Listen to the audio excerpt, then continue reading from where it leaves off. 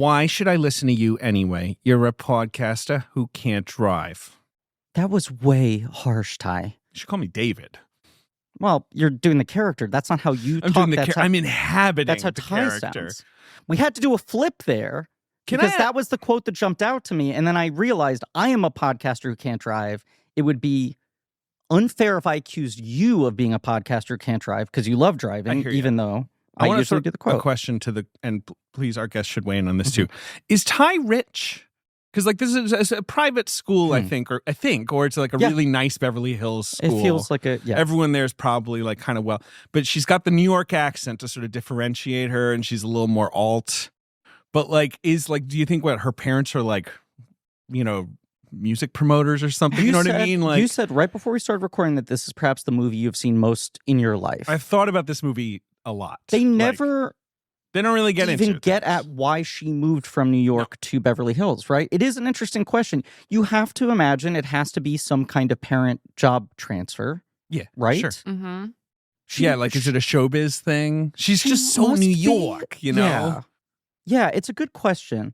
Fast Times at Ridgemont High, Amy Heckerling's other totemic high school movie, is a film we talked about, is very class aware. But it's also a movie that doesn't touch on parents at all. Yes. It is the thing on our recent watch that I clocked parents. in the first time. You never see a parent in that entire movie, which doesn't feel like some stylistic choice, but it's just part of the tapestry.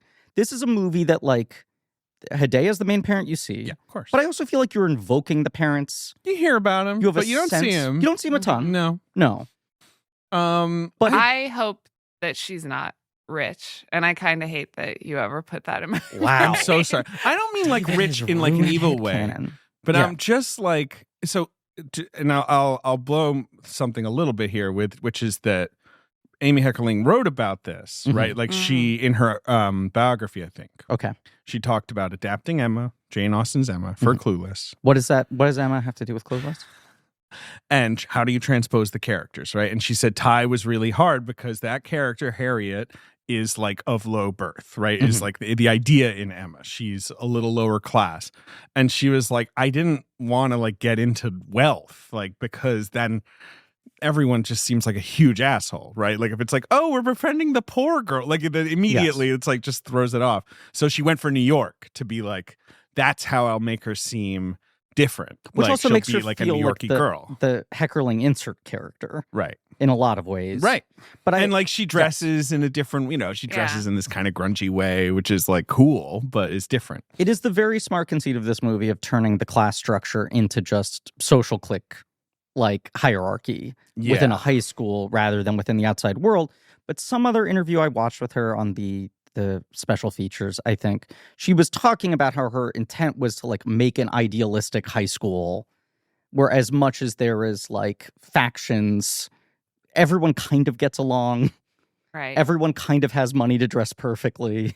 New girl feels like enough for me. Right. Just the new girl that doesn't know how to do her makeup yet feels like enough. And she has her own heightened dialect. Yes. Yes.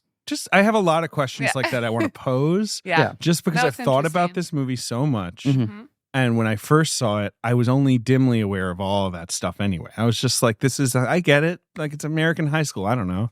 And now I think about it a lot. David went to high school in the UK. I did. That's so true. But American high school. Yeah. With boys only. So very different social scene. Yeah. Not like this at all. Yeah. Did have the stoners, did have the jocks. Okay. Did kind of have the AV kids, I guess. Yeah. But not like this at all. You had some kids at school who were sipping a bit of Wade. Sipping? Yeah, you sip a bit of Wade. Griffin does an English accent sometimes. It's accurate. It sounds like a You get it. captain. You understand dialects. Yeah. This is what you do for a living. Sipping a bit of weed. Sipping a bit of Do you do an English? You've done an English accent or two. I have, and among friends, I think I can confidently do it. Whenever they have me do it at SNL, I doubt myself completely. We had a sketch this weekend that got cut where I was British, and I was like, I'm kind of glad. Is it an in your head thing? Are there other things like that where you're like, don't make me do this? Because I feel like you have tremendous range. Thank you. I remember when I thought the first time I could do a British accent, I was practicing at home, And then I called my friend Paula and left a message on her answering machine, just as a confused British woman that was like, "Hey, Laurie, I was just calling to see if we're still meeting tonight. Could you give me a call back?" And I was like, oh, if I trick her, Sure. Right. Will she then go I for can it? do it. And I was just waiting the next day at school, just kind of like, what, did anyone call you last Any night? funny stuff happen on your answering machine? Yeah, last how's night? your answering machine? Do you give it a listen? And she was like, yeah, you called me and left a message as a British woman, confused. But do you think when you get self-conscious about having to do a British accent at SNL, it's still you flashing back to that from high school? It might be getting called out immediately. Yeah. Because is there any other stuff like that you bump on where if they like throw you and ask, you're like, oh, fuck, that's my weak spot? I mean, singing is too. I'm not a singer. And also, they never put me in anything with singing. Where at this point, I am just kind of like, well, I am missing good opportunities where. So, yeah. Okay. The singing. But I've tried harder and I definitely commit. It's just I don't always get the cue to come in on. I'm like a beat late. You often do the singing during the warm up, which is insane. So I'm like, you guys use me when you need me for like kind of a thankless thing. I mean, I enjoy warming up the crowd, but then you don't put me in the show. Okay. Doing, a solo piece. I would struggle with a lot of live comedy broadcast on national television. I think I would be a little anxious about all of it. The idea of singing and being funny is so like face meltingly scary to me. Like there's no way I could begin to think about that. So you do think, like, I think in my head while I'm like, bad singing's funny. It is. That's true. It can also be so annoying and grating. And I think our boss thinks that. A little bit of that goes a very, very long way. Yeah. And more than like 10 seconds of that, you're probably losing people. Yeah. See, when I've had like auditions and stuff and people ask me if I can sing, my answer is always, I can comedy sing. Yeah, that's true. I think I can comedy sing as a character, but people at SNL have great voices in these music videos. They're singing as themselves. They're singing for real. Yeah. Yeah. Comedy sing, I feel like, is a very specific thing, though. But when you're up against people who like can comedy sing and real sing, yes. Hey, you know what this is? Please. This is Blank Check with Griffin and David. I'm Griffin. I'm David. Podcast about filmographies, directors who have massive success early on in their careers and are given a series of blank checks to make whatever crazy passion products they want.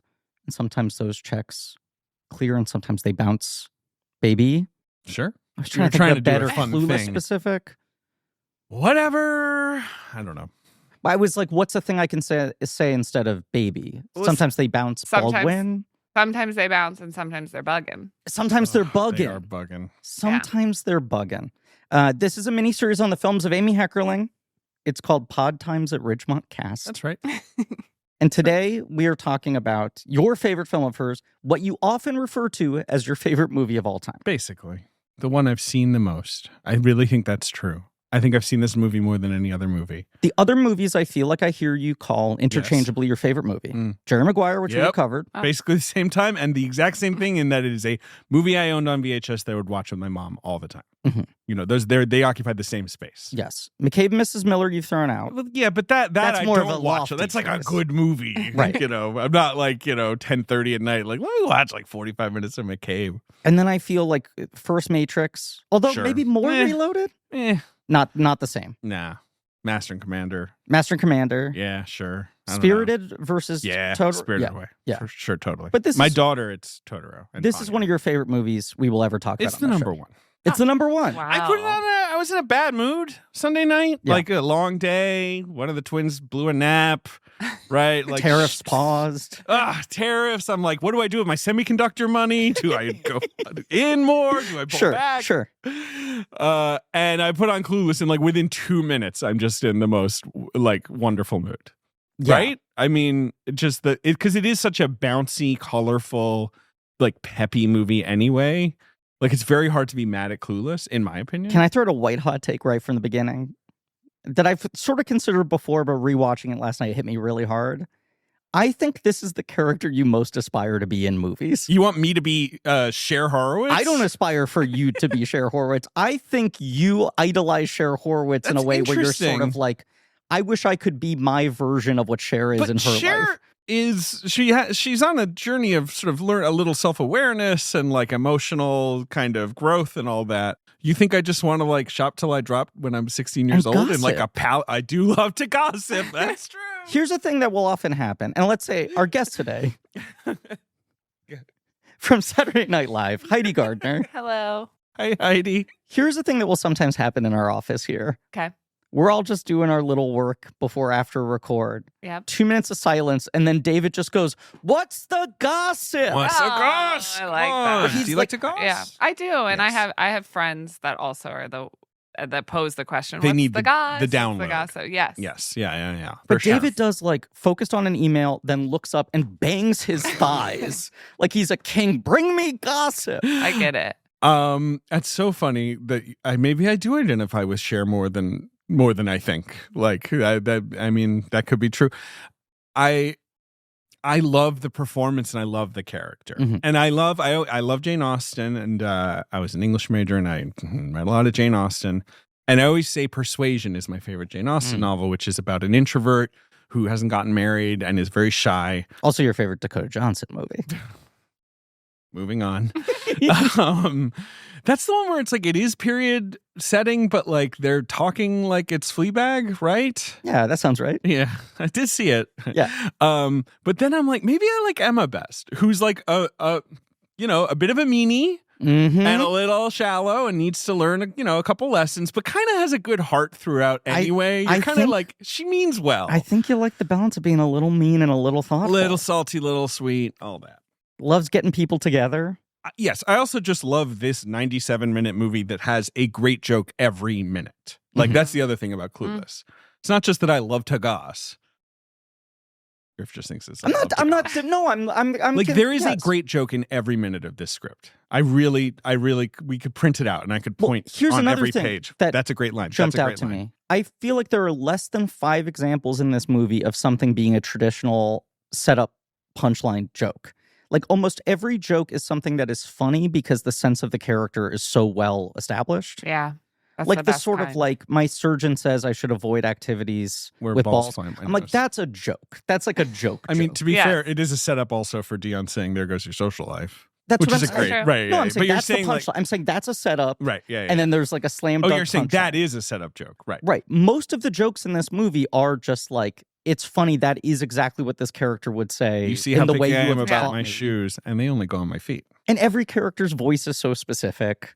You and know the what would comedy be comes from a cute little project for you, David? I'm just imagining I because you love said you getting a project. you said there's probably a joke every minute. Yes. If you did print out the script, I and think you I did should. highlight everyone. I know you have Circle kids, it. but Red just, pen. just Kind for fun of like for you. Cher highlighting the September 3rd call. I just like sit down Yes. and I'm like, yep, Yeah. that one's good. Just to honor the film. I'm just The picturing ticket is the first notice that like there are jokes like that where Oh, I'm like, Mhm. it on the 20th time you realize that Hidayah knocked that out of the park, right? You know, like you're thinking Mhm. about other things he says. Yeah. The ticket is the first notice. I mean, I can't do Dan Hidayah. Have you heard her line about why she cast him? No. She said, I want the dad to be an actor who would play a hitman in any other movie. I mean, that's what it was brilliant. Yes. Good. It's He's- so good. He's still alive. Yeah. I was thinking about him because he's pretty old, but he hasn't done a lot of movies in a while. I used to wonder live what's up with him. 2 blocks away from him. The apartment I lived in Wow. during the pandemic. Oh yeah, over. And I had a celebrity spotting at peak lockdown where he was fully masked.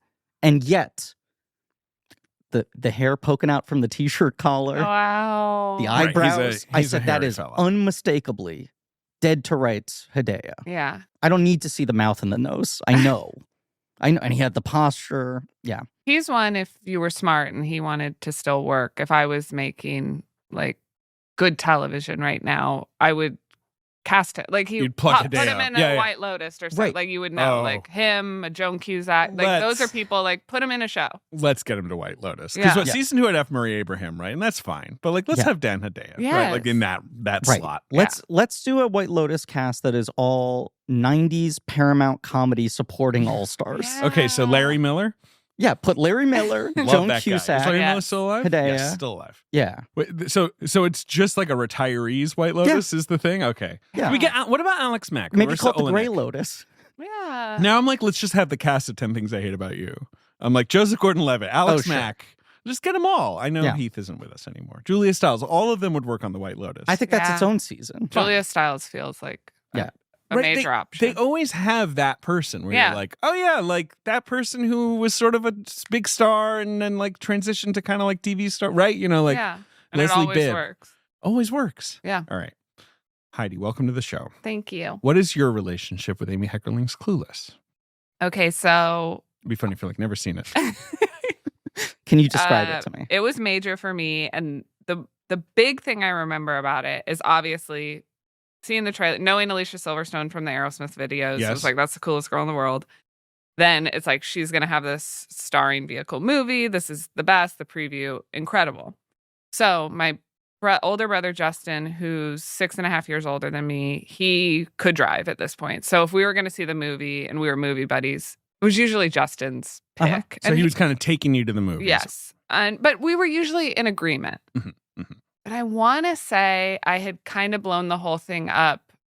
I want to say it was this movie that came out before Clueless, Mad Love, where it's like, Interesting. yeah. check it out for dates. Chris O'Donnell, right? Yes. And Drew Barrymore.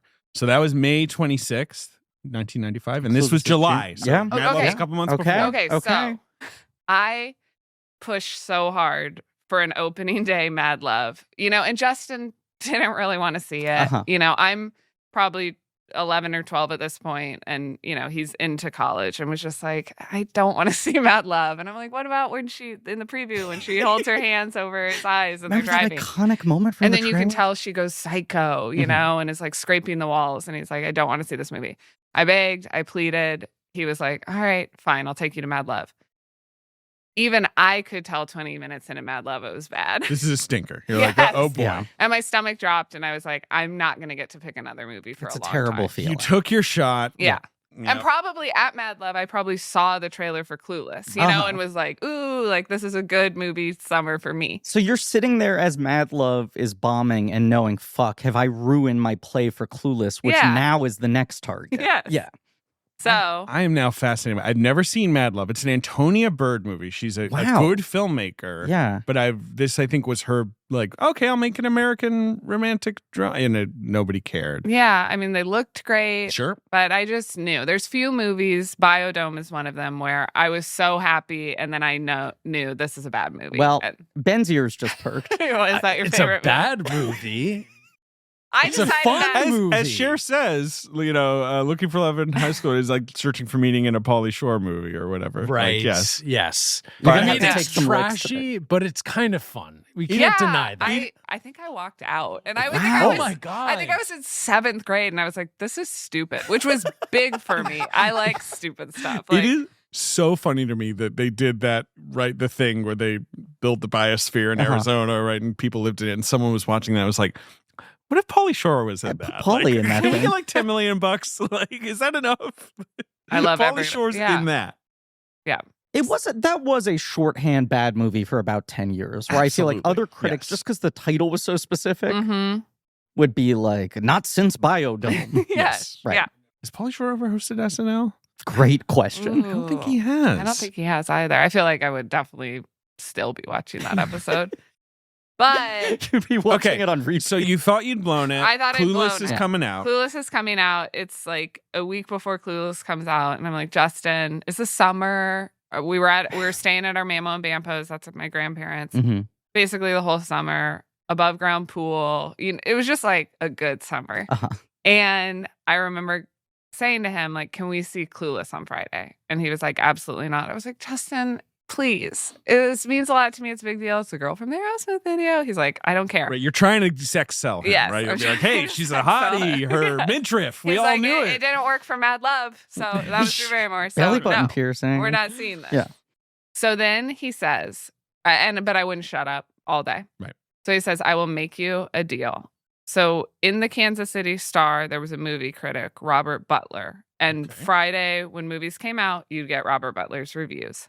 And just for context, and that was our holy For grail. 41 years, he was Yeah. the critic for the Kansas City Star. Yeah. He was your definitive voice. He was definitive. And Yeah. I feel like we usually agreed with Robert Butler. Uh-huh. So for context, like, it was a scale of 1 to 4 stars. A movie like, and I'll probably get this wrong, but a movie in my remembrance, like Sleepless in Seattle, Sure. would have gotten a 2.5. Like he was hard on comedies. Mhm. Like totally solid. Another David favorite, but that's Yeah. that speaks Huge to movie for him. even But a movie he like was kind that. of like, Yeah. oh, it's okay. That's but high Yeah. watermark of rom-com. He's still a little bit thumbing his but nose it's at. right in the middle. Sure. It's Yeah. a little better than middle. And so you're like, we're seeing it, you know? Mhm. And then a movie like The English Patient would be a 4-star movie. Sure. You liked your Tony Oscar classics. Yes. So he told me we can see the movie if Robert Butler gives Clueless. And I was like, he's going to say 2.5. And you know what? That's possible. It's in my possible. brain, Yeah. I think that's possible. He said 3 stars. And I mean, everything I deflated. Like my balloon of a person was like, there is no way The dream is Clueless over. is pulling 3 stars. I just know it. And it came out and I opened it and Clueless got 3 stars from Robert Butler. And my brother was in the pool and I ran out on his like raft and I ran out. This sounds like it's right out of Clueless. It's so good. I ran out there like about to tell him like, like America won the world or Yes. something. Yep. And I was Yep. like, Justin, Clueless got 3 stars. Clueless is a teen movie that's way too clever to be wasted on teens, he says. 3 Ooh. stars. Yeah, oh In my God. fact, one would be hard pressed to name another recent laugh out loud comedy that works so efficiently. Wow. Yeah. Very positive on it. Yes. I mean, as he should be. It's a really good movie. But I have to imagine in that moment, not only are you like, I have won. Yeah. He has to drive me to Clueless. You're also like, Clueless is legitimately about to be great. 100%. Right, you're Here not is gonna- Oh my Robert God, that- Butler's review. Feels There it so is. Good. I'm so happy that wasn't a dream. It happened. Nope. But It that happened. that feeling of like, I'm not gonna have a mad love on my hands. Yeah. If he likes this that much, I'm gonna be in hog heaven. Yes. Yes. Did Yes. he enjoy it? My brother loved it. Yeah. He had to admit, this is killer. Yeah. He was laughing throughout it. And did you have Yeah. like the greatest afternoon of your life? Yes, Yeah. because I mean, for a girl in 7th grade, clueless, who loved movies and comedy, but also loves aspirational people and women and girls at the time, like the way that it looks is so amazing. Yes. It was just, it's eye candy and comedy candy. And then just seeing like Wallace Shawn, like that's the guy from Princess Bride. You're seeing so many people. It just does everything. It checks every single box. It does. Yeah. I don't think I saw it in theater. I would have been 9. I don't think I saw it in theaters. This was very much a movie I watched. Like my mom rented it and we watched it and it was like, we're going to buy this and own it for life. Like, and we Wow. watched it constantly. It's definitely the first movie where I was like, it's based on like a book that's like not teen high school shit, right? Like because that became so popular. Mhm. That format of movie was so big Yes. in the late 90s. 10 Things, Romeo and Juliet. Romeo and Juliet. But that they're using the language there, but that was also a big Me and My Mom movie. We saw that together Yes. in theaters. This is a David and his mom episode, I'm realizing. Yeah. In my head, I was about to be like, I think Can't Hardly Wait is based off of a novel, but it's not. I love that But it movie. That's a feels good like movie. It could be. I feel like there's another really obvious one I'm forgetting right now. Yeah. Fuck. 10 Things is the most obvious other one, Mm-hmm. but Clueless is the finest example of the form, obviously, and just hits that kind of high-low culture thing, right? Where it's Mhm. like, it's a dumb teen comedy in a way, Yes. I guess. I mean, it's a very smart movie, but right, like it has the sort of aesthetics of like a bubbly, silly, forgettable. 10 Things kind of didn't hit at the time. It did okay. I mean, It did okay. I pretty just good. remember this movie coming out over the summer and then Yeah. going back to school in September, and every girl in my year, their personality was Clueless. Right. Like it had been the most overwhelming cultural sea change. Yeah. I did not see it at the time. I probably saw it on TV like 4 or 5 years later. I think to a degree I resented, like, what is this thing I'm not a part of Mhm. that they're all obsessed with and that my mom didn't want to take me to see? Why as- didn't she want to take you to? Well, you were very young when this film came out. Yeah. I mean, I was 6, 7. Yeah. But what's It's a little young for Clueless. every girl in my grade? I remember one girl. I'm doing like sort of the slapping of hands, Yes. greeting, like things that you could grab from Clueless if you're a Sure. kid watching. I wonder if I ever confidently pulled off a whatever. Oh, Oh. whatever. So I good. just remember there was a girl in my year who said she owned 2 copies of Clueless on VHS. What a brag. And I said, why 2? And Yeah. she said, for when I eventually run out the first one. Yeah. Yep, when you just degrade the hell out of it. Right. But My, it was like they swung back with like a language. Like they were all just speaking in Clueless talk. Can I throw out just a Please. fun fact about me? Because I had multiple VHS of certain movies, etc. My most insane version of her story was I recorded Good Will Hunting on audio cassette so I could listen to it in the car. That is amazing. So you like held your tape recorder up to the TV? 100%. Yes. So just to be clear, you had it on VHS, but you also had a cassette version in case you weren't close to a screen. Yes. But you just wanted to get a hit. You just want to hear that Danny Elfman score. Yeah. Those strings. Yeah. Paul Rudd is in this film. This is his first screen credit. This is Astonishingly. number 1? Yeah, because Halloween 6 comes out the same year, Okay. but I think came out more in the sort of Halloween range. Wow. And people will forget now. I'm sure you guys know, but Paul Rudd his career did not take off for years. Like he kind of floundered or whatever. You know, he was like stuck in like cute 20-something guy where he's competing with everybody, I guess. Yeah. And it's not till he's on Friends that I feel like he finally starts to pick up a little steam. I mean, I think you're missing the other part of it, Go ahead. which is he's like a big fan of alt comedy. Yes, and he's going to all he's these in, shows. You know, Wet Hot and Yeah. But obviously. they talk about that, like, he reached out to David Wayne and was like, I'm a big fan of your guys' stuff. Do you Yes. have anything? And David Wayne was like, this guy's been in a movie. Yeah, This right. is the most legitimate person we know. Yeah. He has something vaguely resembling a name, even if it's sort of like what happened to the guy from Clueless when they're putting together an indie budget.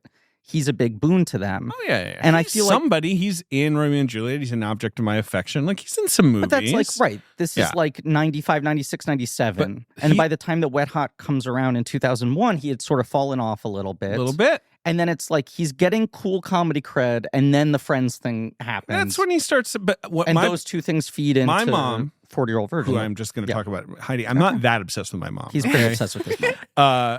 In 2000, no one remembers this, but there was a TV miniseries version of The Great Gatsby starring I remember this. Toby Stevens and Mira Sorvino and Jennifer Paul Tilly? Rudd Yeah.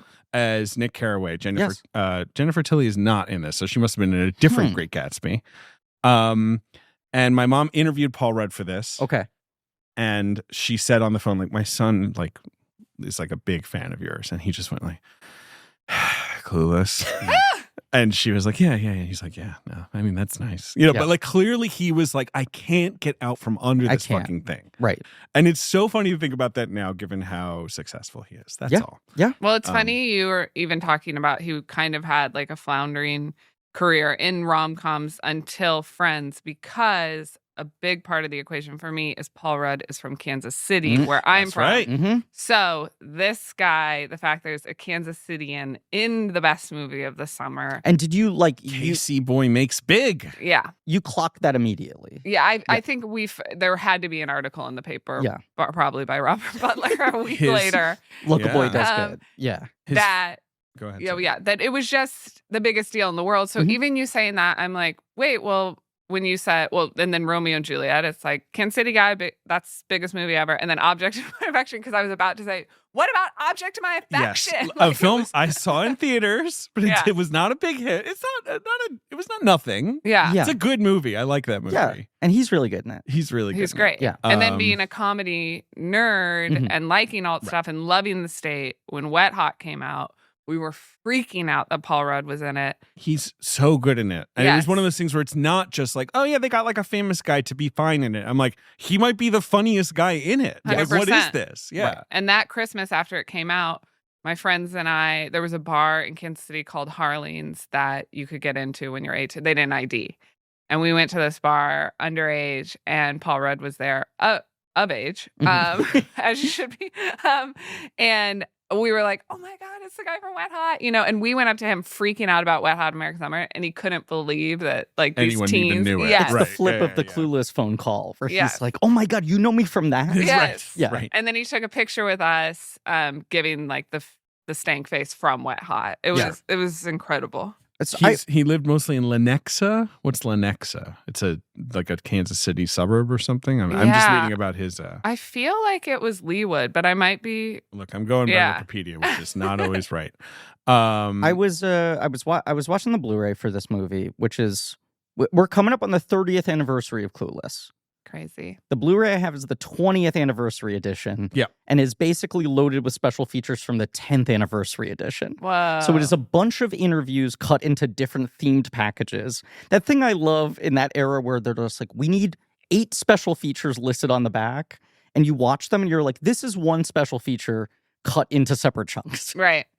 This is the same batch of interviews you did with everyone 10 years later. Yeah. And you're like, but this is 10 minutes just on the language. This one's just about the fashion. But it's all cutting in the same footage. They talk to everyone basically other than Silverstone, interestingly. And it was late that I clocked like, she's the one person who's not here. Right. But there's a bunch of Paul Rudd clips and all these people in 2005. Cool.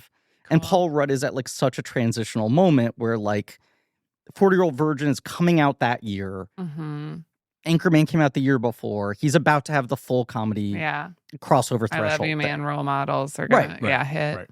And he's saying that like he got sent the script and was like, ugh. And is like reading it kind of begrudgingly. Where you have to imagine he's like, I don't want to do like shitty, stupid teen comedies. Because he's such a comedy nerd. He's like assuming this is lowest common denominator. And then he's like 15 pages in, I'm begrudgingly like, that's kind of funny. That's like kind of a good joke. And then he's like, I got to the end of it and I was like, this is actually really well written. Like, this is good. Right. And then said he basically auditioned for every other character before Josh. Whoa. He didn't want to play Josh. He wanted to do Elton or something. He wanted like to play Murray. And he went in and was like, I want to read for Murray. And they're like, Murray's black. I was going to say, and he was like, I didn't get that. Yeah. He didn't get that? How close was he reading this script? It makes sense, though, if you like think about Paul Rudd, a guy Woman, let me $5. He's like, hey, I can do that. He thought that was the bit. He thought the bit was it's a white kid who's obsessed with hip-hop and talks like this. Okay. I guess I can see that. Yeah. And Heckerling said in his defense, it's not stated in the script. Sure. Right? But you imagine, here's this guy who's this unbelievably handsome, right? Is like a cutie good-looking pie, guy. Yeah. But also has like this weird sense of humor that he's like, the thing I don't want to do is play the like heightened, boring, serious guy that she ends up with at the end. Like playing the love interest could be constricting to your career. Let me play a silly guy. Let me play a silly guy. Let me play Elton. Let me play any of the other guys. Right. And that they just kept being like, you want to maybe read Josh? You want to maybe read Josh? And he liked the script so much that he agreed to do it. I have to imagine that the scripts he got sent after this was a hit, if he's reading the shitty versions of Clueless, asking him to play the Josh type again, right? That's probably death to him. Yeah. Which is probably why he spent a couple years sort of floundering. Right. Because he didn't like cash in on the obvious. He also just needed to get older. I mean, it's the most boring observation in the world, but Paul Rudd just like, just needed to hit his 30s and like, look even better. But Object of My Affection is him like not doing the obvious rom-com thing. Because he's playing a gay guy in that movie. Right. In the 90s. Yes. And I mean, he's in like Cider House Rules, but he's got kind of the boring role in that. Anyway, look, we'll talk about Paul Rudd. We'll talk about all of this stuff.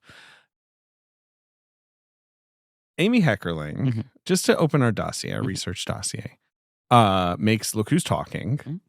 And then she makes Look Who's Talking 2. Yes. These movies are hits, but she's very depressed. The first one's a mega fun hit, experience. and she's like, they basically forced me to make the second one right away. She gets attached to a remake of the Alan Renee comedy My American Uncle, which is going to be called Rat Race. Not related to the later actual movie called Rat Race. But she was literally going to have rats running around in little business suits. She was going to have that as a motif. That at Disney, they keep giving her notes and they eventually pass and say, quote, "This is too smart." And so she says, "You want stupid? I'll show you fucking stupid like you've never seen." Okay. She also apparently worked on a movie called A Pyromaniac's Love Story, which does exist. A Billy Baldwin, John Leguizamo movie. I've never heard of that movie. Yeah. What is that? I don't know. Okay, great. two initial sparks that set her onto Clueless. One, she wants to center. She's like, I'm so depressed. I want to make a movie about someone who's happy. Like, why don't I just like focus on the optimist, rather than like what I am? Like, let me try to sort of get that going. I mean, Amy Heckerling looks like a Tim Burton drawing. If people don't have a visual in mind. Yes, she does. She's got dark hair, and you're right. She's very emo looking. Yes. She has a meeting with Fox and for TV. Yeah, sure. And they're like, we want to do like a movie about cool people. No, it starts out as a TV show.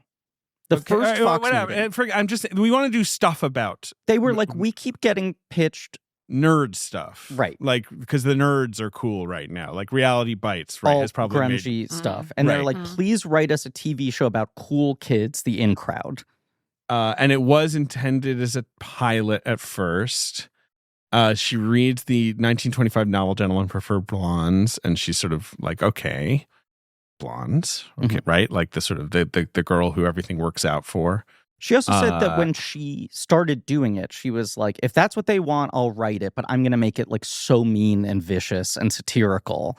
And then as she started writing it and getting in the headspace of it, kind of going back to the like, I want to write something happy thing, she was like, I kind of like this person now. Aww. Yes. She watches old episodes of Gidget, which I've never seen, but Sally Field's sort of original starring role, and she's drawn to how much she likes Gidget. Another kind of sunny character. And Gidget, I think, has a lot of hardship, right? Like she's similar to Cher, who doesn't have much hardship, but her mom is gone and she's just with her dad or whatever like that. I think she's borrowing that a little bit. I mean, obviously it's just in Emma as well. She's also apparently walking around Central Park with her friend Wallace Shawn. Her daughter's rollerblading ahead of him. Everyone's listening to grunge music and drinking Snapple, she says. And she starts thinking about A Clockwork Orange and James Cagney. Her favorites. And she says, I love these things, and it's not the crime and the killing in those things that interests me. It's seeing individuals who are confident and energetic and happy. How did they get that way? She's really in on, and she also loved Ed Wood, the Tim Burton movie, which is about a really happy, charming guy, as much as he's crazy. Well, it only comes out a couple months before this. Right. It is more that the actual... No, it comes out a year before this, 94. But end of 94. I'm just saying she claims she was inspired by the real-life figure Ed Wood and the Tim Burton film, which came out 2 months before Clueless started shooting. That's all I got for you. Okay. And she loved Spicoli. She was like, I've never done Spicoli again from Fast Times. All right, but obviously the biggest influence is Emma, the Jane Austen novel, and when she rereads that, she realizes, like, this is my protagonist. Like, I need to just modernize this. What I heard her say in one of these 2005 interviews is they pitched the show to Fox. Fox passes on it.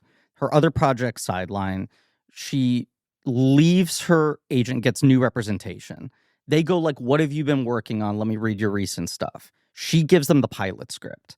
They respond, why would you waste this on TV? This should be a movie. Right. Whereas now, if I wrote a movie script, every studio would be like, please cut this into pieces. Episodes long. Yeah. Yeah. But so then they said, like, can you come up with a movie off of this? Yeah.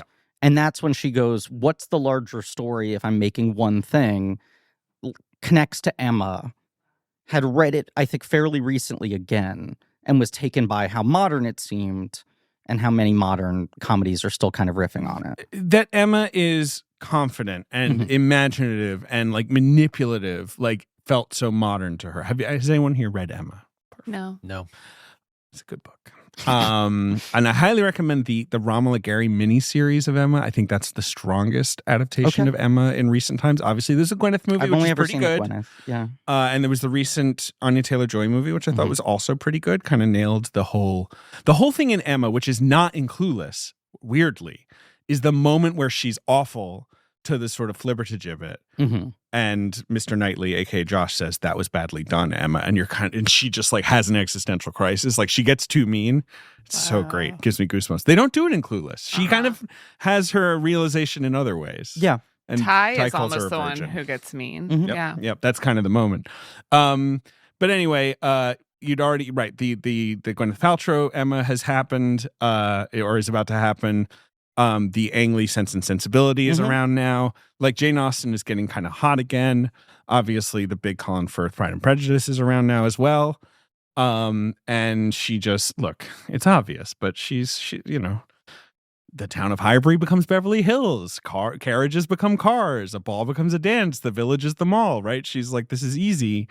And she invents this slang for the movie that is largely made up, right? Yeah, like some stuff is real. She had a friend who's a teacher, and he brought her in to sit in on classes, and she's like, I pulled a couple things, but it was more fun to actually just invent stuff. Right. For Christian, she comes up with his own, like, Christian will speak like a Rat Pack character, she decides, like, which is, to me, one of the funniest bits in the movie that only the dad calls him out on it. It's like, what is the matter with you? But everyone else, like, I mean, Buggin is real, right? But things like Betty and Baldwin and I don't know, like a lot of the stuff they say, she's just making up, I think. Yeah. Okay. Which it's is funny that you smart. guys are giving all this context, because when I knew that I was going to do this podcast about Clueless, and I knew the whole Emma part of it, but I just forgot. Mm-hmm. And I was like just thinking about Clueless and definitely did my own rewatch. And I was like, oh, I bet she was just kind of like, I just want to do Fast Times again. Like in my, but like I think it is a little bit of that, like get back to that energy. But I was real lazy about it. I was just like, I think she just wanted to do that again. And there's like, but you center on one character a little more, and there's a little more narration. That's it. So she has talked about that after Fast Time, she got offered like every teen movie script and said, I don't want to do this. And I think felt a very deliberate, like, I don't want to get stuck in here, especially as a female director in Hollywood, being like, if I keep making like female-focused, coming-of-age, sex relationship comedies, I'm never going to be able to make anything I'll be stuck in the pigeonhole. That so makes she sense. does these immediate hard pivots into like Johnny Dangerously and European Vacation to be like, look, I can make like boy comedies. Yeah. Then Look Who's Talking is her like strategic rebound from two flops. Have you seen Look Who's Talking? Yeah, but that one, I only saw that when I was like 6 to 8. European Vacation, I recently saw again, which I watched a lot as a kid. And I was wondering, I'm glad you said that was a flop, because I'm like, this feels like a flop. I had never seen it before, and I like it a lot, but it is a weird, angry, mean movie.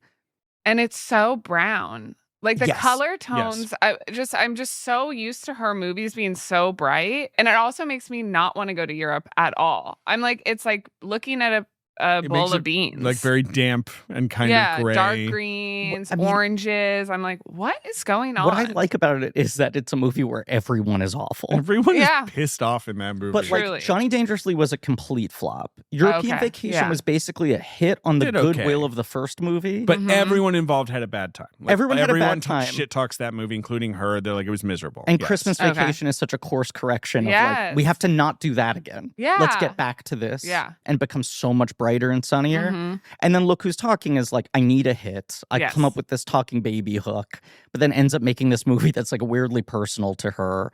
Does the sequel.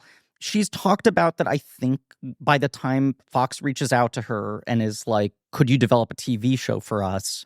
Like a decade had passed, and I think she was like, is it time to stop running away from the Fast Times thing? Right. It was less her being like, it's time to me to do this again because it was successful. Right. But I do think she said, like, Spicoli is absolutely 10 years into my career, the thing I've created that has lasted the longest. Right. That has had the greatest impact. Like, whatever we synthesized in Spicoli is infectious and has stayed and has this kind of like, can I build the whole movie out of Spicoli thing?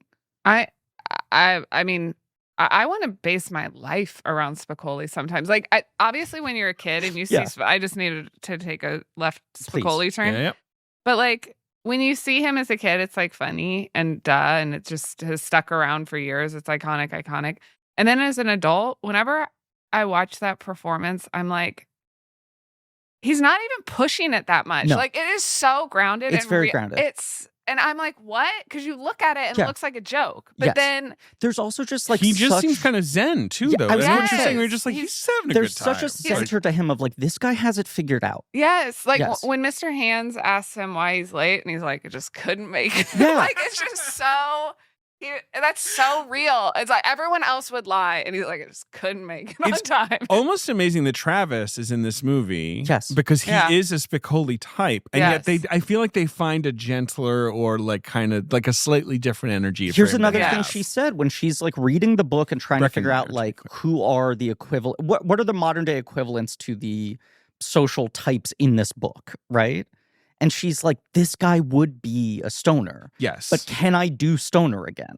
Like, didn't want to do it because of Spicoli. Right. And then said, like, it's the only thing that maps properly with the worldview. And I just have to figure out a way to make it different. Yeah. Because it's, again, right, she's like, I don't want Cher to be looking down on people for really kind of nasty reasons. But, like, that he's just kind of a burnout. It does make sense. It should be like, yeah, he's amusing, but like we don't take that guy seriously. Also, I don't She's never the worst to him, right? You know, I don't want to be looking down on Cher, and it's why the title is so good. Where you're like, the fatal flaw of this character is that she just kind of doesn't get it. In the book, Robert Martin, that character is like a farmer, and the idea is that she's telling Harriet like, you can't marry him because he's too like basically like you're not going to jump the ladder, right? Like. And she's got to realize that she's got to stop caring about status so much. Yeah.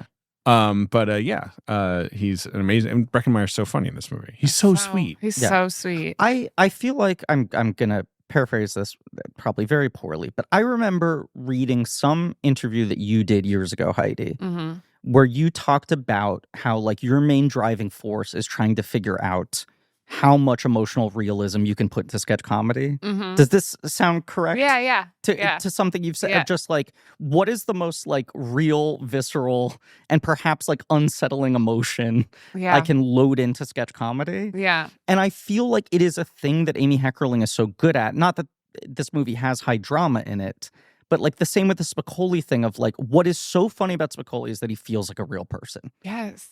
And same with the Clueless characters where like, this is a movie where everyone is pitched at Spicoli level, whereas the miracle of Fast Times is that like it is able to simultaneously hold Spicoli and an abortion scene. Yes. And Jennifer Jason Leigh is playing really naturalistic and grounded. Yeah. This is a movie that takes place entirely in a cartoon world. 100%. A little bit, yeah. With like perfect timing and everyone knows the right thing to say at every moment. And yet every character feels like a real person with a real inner life and like hopes and dreams and feelings. 100%. Like, and shout out to Travis Breckenmeyer in that, because you know he does that speech where he does the acceptance speech for tardies. So funny, and it's so funny. But it's even as someone who would love a role like that, I'm like, I don't know if I could pull that off, you know. But it does feel so real. It feels really real.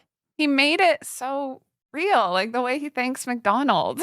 Without which I would never be tardy. Yes. I mean, Ben, this is a character who probably speaks to you in a little bit, right? Yeah, I'm not trying to call you out. Yeah. He's into Marvin the Martian. I was definitely in the stoner clique in high school. Okay. Ben does a pretty good Marvin the Martian too. I mean, even that moment where they're flipping through Ty's drawings and they're just geeking out on Marvin the Martian and all their little drawings. And it's almost because of little moments like that where you are like, oh, these are real people. They're doing such a good, and seeing those off moments, like it all just fuels the monologues but I like that he goes through a change too. I like that he gets kind of dunked on for being a stoner and has that realization of like, I should be better, right? Like I don't need to fall into this clique per se. Sure. And I love to see that change in the character. Yeah. Well, it's like, the thing they do rather than make it a class thing is like, this guy is lacking in ambition. Yeah. Because his priority is getting stoned all the time. And at the end of the movie, it's not like he shows up wearing a suit and tie and he's like, hello, I'm here to talk business. It's just like this guy's gotten a little more focused. He starts taking his skateboarding more seriously, which we love to see. But I also love that they have this meet cute and immediately you're like, they have great chemistry and these two characters should be together. In, right? Like every 20 minutes they interact a little bit and you're like, yeah, they still have great every chemistry. moment is so good. And Cher is just like, no, absolutely not. This does not follow the rules. Breckenmeyers and Alicia Silverstone both went to Beverly Hills High. Wow. Which is obviously like one of the schools that this is based on.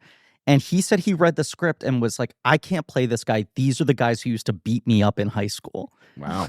that he was like, I was the guy the stoners picked on. Whoa. Breckenmeyer's so cute. He's so cute, but Still I was think just sort of. he should be in Shrek 5 and he should change his name to Shrekenmeyer. I think you should think about that. You have had that change.org petition up for about a decade. He now. seems great. What's he up to recently? I have not.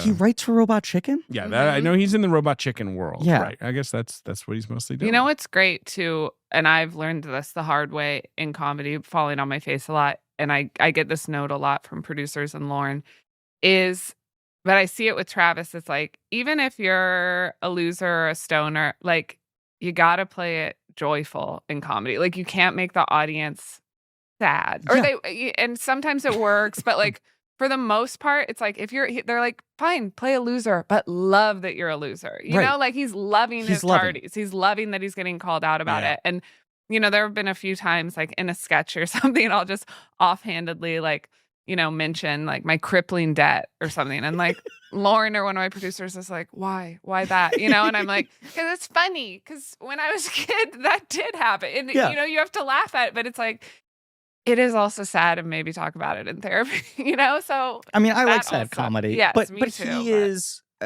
he's like the quiet MVP of the movie for me. Yeah, same. And it speaks to like the fact that he is also coming at it from the same angle as Amy Heckerling. Of like, these were the kids I like stood against in high school. Mm-hmm. And now I'm trying to understand their point of view in a positive way. Which is kind of, I went to an all-girls Catholic high school, and I was not a stoner. And I don't even know that there was like a lunch table full of stoners, but I do know certain girls that I knew smoked weed, and that there were this group of guys that did too, that, they'd hang out with them on the weekend. And I think it wasn't necessarily that any of them were mean. They just seemed like they're a level scary. up. Yeah. Like they're a little more more grown up. mature. Yeah. Yeah. But they would have been like, if you came to the party, it's like, hey, what's up? But then if you're like, oh, I don't want that, it's like, okay, she's not chill. Cher's whole thing in this, where she's like to Ty, like, you got to stop doing drugs. That's like not the thing that like but successful it's okay people to do. get laced at a party. Yeah. Yes, she makes it. She's not anti-drugs. She's just kind of anti-drugs all the time. Yes. But I absolutely had that attitude in high school without wanting to be a narc, because I was scared of doing drugs. Yes. And I was sure. just You were like, like, you guys do you're one whatever of you those want. people. I just don't want to be involved. Yeah, I just Yeah. actually like retaining my brain cells. Like, I had that. Oh, you did? Okay. Right, which I think is similarly coming out of this like fear of. Yeah. That seems like an intense thing that I'm not ready for. And so Yes. what? Now you remember your life? That must be nice. You were just stressed out anyway. That's all you're remembering. Look, The advice is not good, by the way. I just want to interject and say ahead. smoking weed at a party when you don't smoke weed the is worst. the worst Yeah, idea. you're just going to have a Because shitty horrible time. decisions. You Yes. just immediately get in your head and It's have a so bad much. time. Overstimulated. Yes. Yeah. Yes. Yeah. Although she's she takes one drag and kind of just mingles. She Cher handles most things with aplomb. God bless her. Like she does get her ass to the valley, and like She's that person. She doesn't knows how to roll struggle with it. really. She doesn't have adversity in like her she life. shows up to that party in like a really, really expensive dress, and she somehow doesn't stick out or What whatever. is the credit card bill that her father is paying Ugh. monthly? Do we want to try and guess? Look, here's my Like, bigger, she wears an here's my bigger Alaya dress, question, like, and we got to you talk know? about Oh, other wow, good one. Okay. I have a list of some of my favorite. We can get into Designers. it. Yeah. Well, I do have that, but just more like looks and like style. Ben is getting into fashion. That- Heidi. Yes. I've only recently heard Alicia. I thought it was a new designer. So then when I did the Clueless rewatch, I was like, oh, damn, Alia's been around. And Yeah. expensive for a while. How much would that cost? That Alaya dress Sure. at that time. Mhm. I mean, Thousands of dollars. thousands, tens of thousands of dollars. Here's my She's question. Really rich. Is Mel a good dad? Hmm. Because Yes. on the one hand, he's got a bit of a spoiled child who seems to get whatever she wants. Uh-huh. They live in a Who mansion. drives without a license. Right. He's a workaholic. He yells at everybody.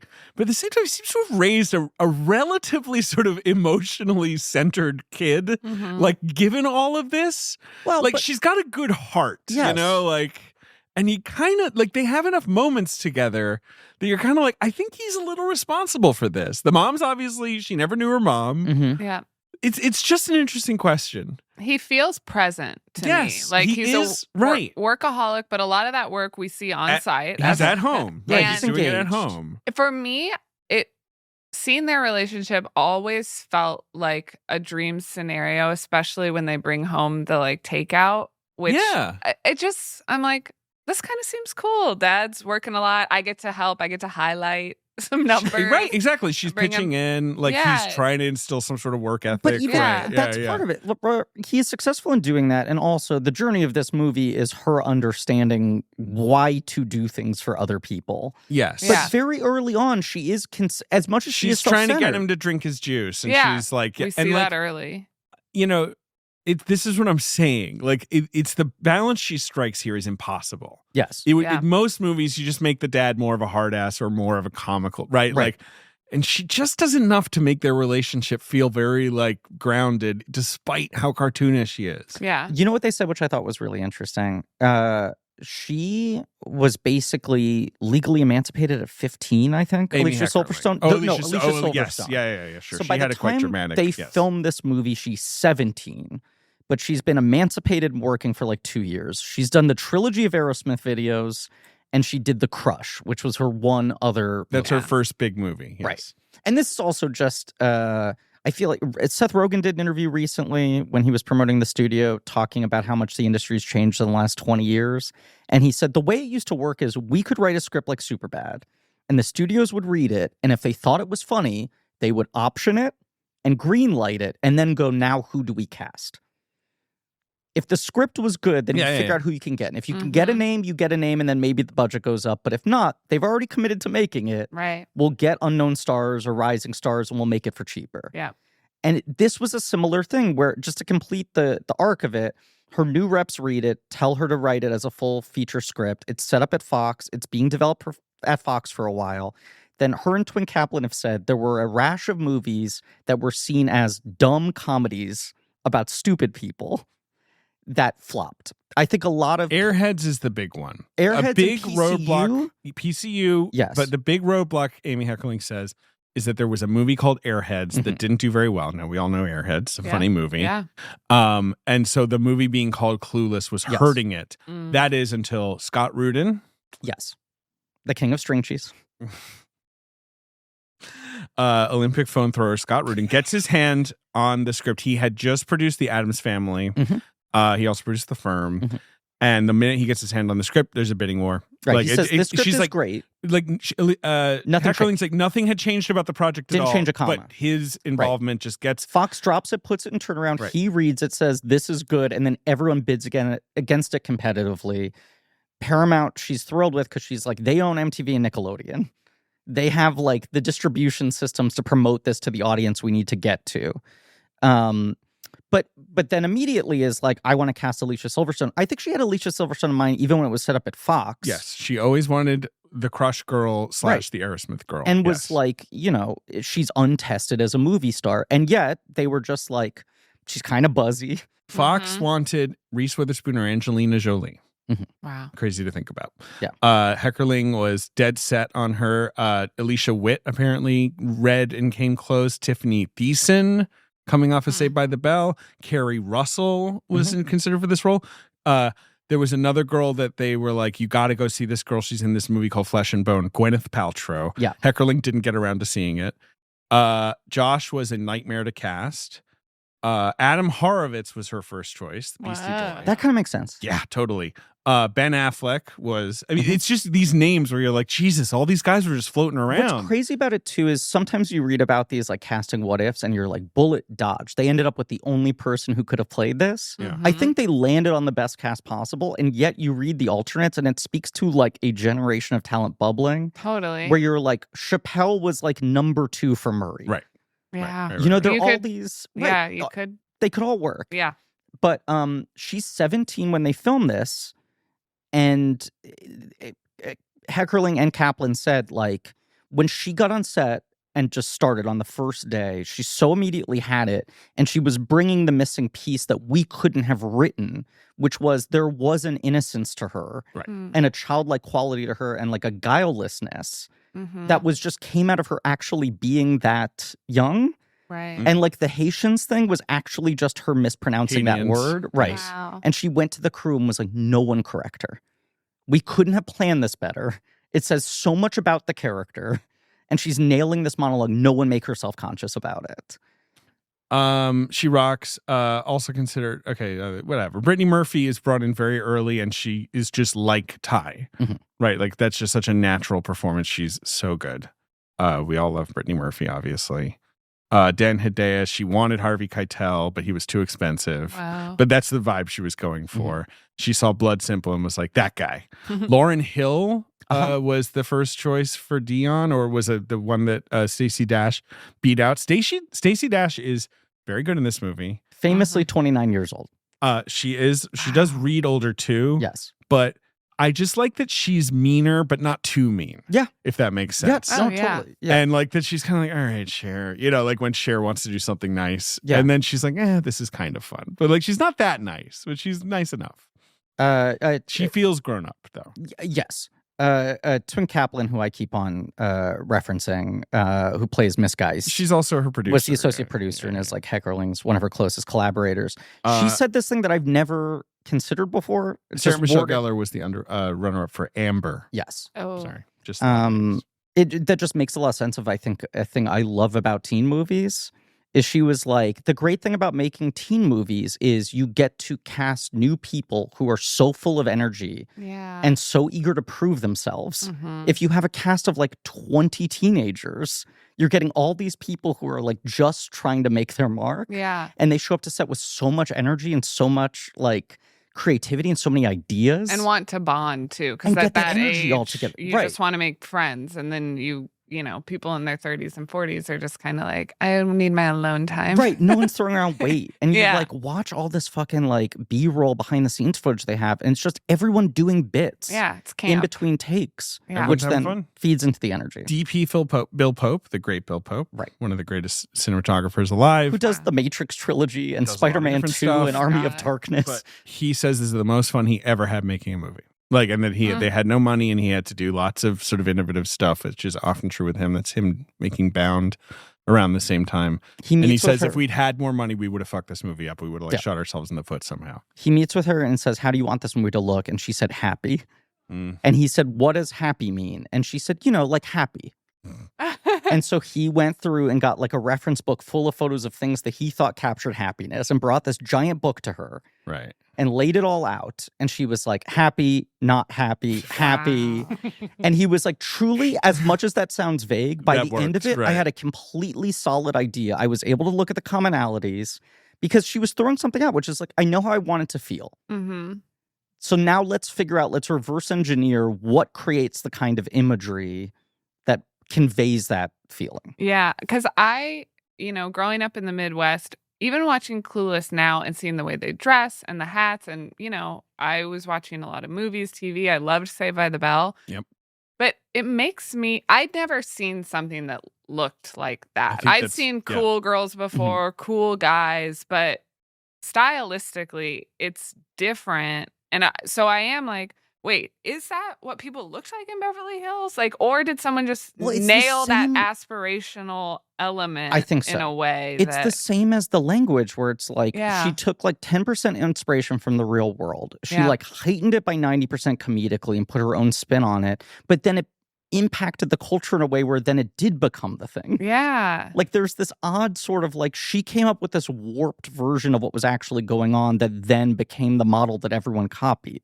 But you're Incredible. right, Heidi, that this does feel like science fiction. In a way, like Fast Times at Yeah. Ridgemont High, you watch it now and you're like, oh, I love this aesthetic. I love their clothes. But Like, half of it looks feels like a real. documentary. Yeah. 100%. And this, you're just like, they are space aliens. Like, They are. yes, especially Cher and Dion. Especially like, Dion. Like the last scene at the wedding when Dion has the flowers in her hair. They just figure out a new, it's just so colorful. It is. And yeah. Cher has like 55 outfits in this movie. that rocks. The It should have costume gotten budget was $200,000. It should have gotten an Academy Award nomination. It's one of the classic examples of of when the Oscars don't recognize contemporary costume design. Yes.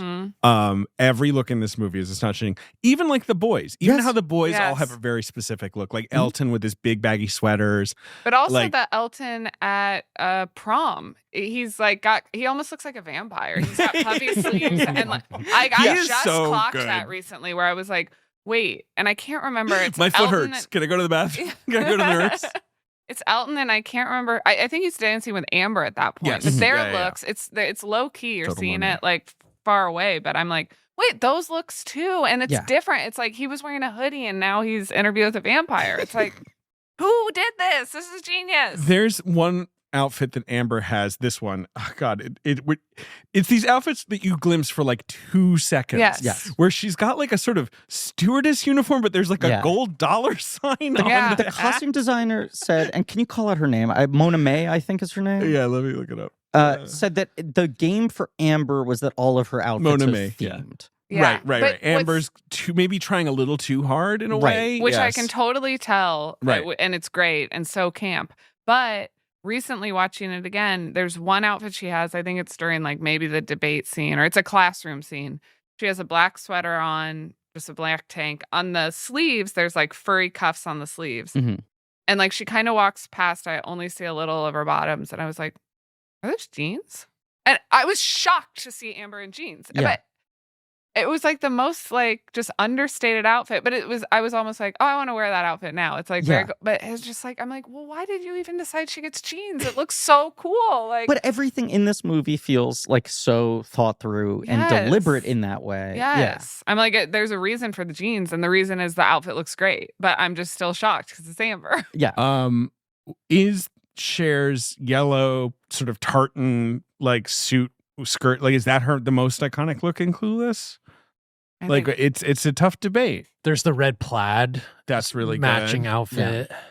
Yeah, Ty has some amazing looks in this. Mm-hmm. And I like that the looks Cher finds for Ty are not the looks Cher would wear. Like, that's how much of an eye Cher has. Yes. She can dress anybody. Like, she's like preppy, but still grungy. Right. She knows she how to find elevated Ty's grunge. niche. It's Right. Yeah. very That's why I cool. also go back to Dan Hedaya has raised Cher well because she's not trying to impose her world on everyone else. Yes. She is trying the best that she can to help other people Yeah. in the way they want to be helped. She's spoiled, but I almost feel like it's in a good way. Like, he calls her out for the traffic tickets, but like any teenager, she's Ticket still is gonna the first notice. Yeah, she's still gonna go drive. Yeah. But she is going home and getting called out for these things. You know, like Yes. She's spoiled in that she has whatever clothes she wants. Yes. But she doesn't seem like she's required certainly to like get good grades and kind of like do her work. What? The joke of any time there's like a cutscene and then she has a new shopping bag. Yes. Mhm. It just, they hit that over and over again. always And funny. it's funny every single I time. wonder if I am my size.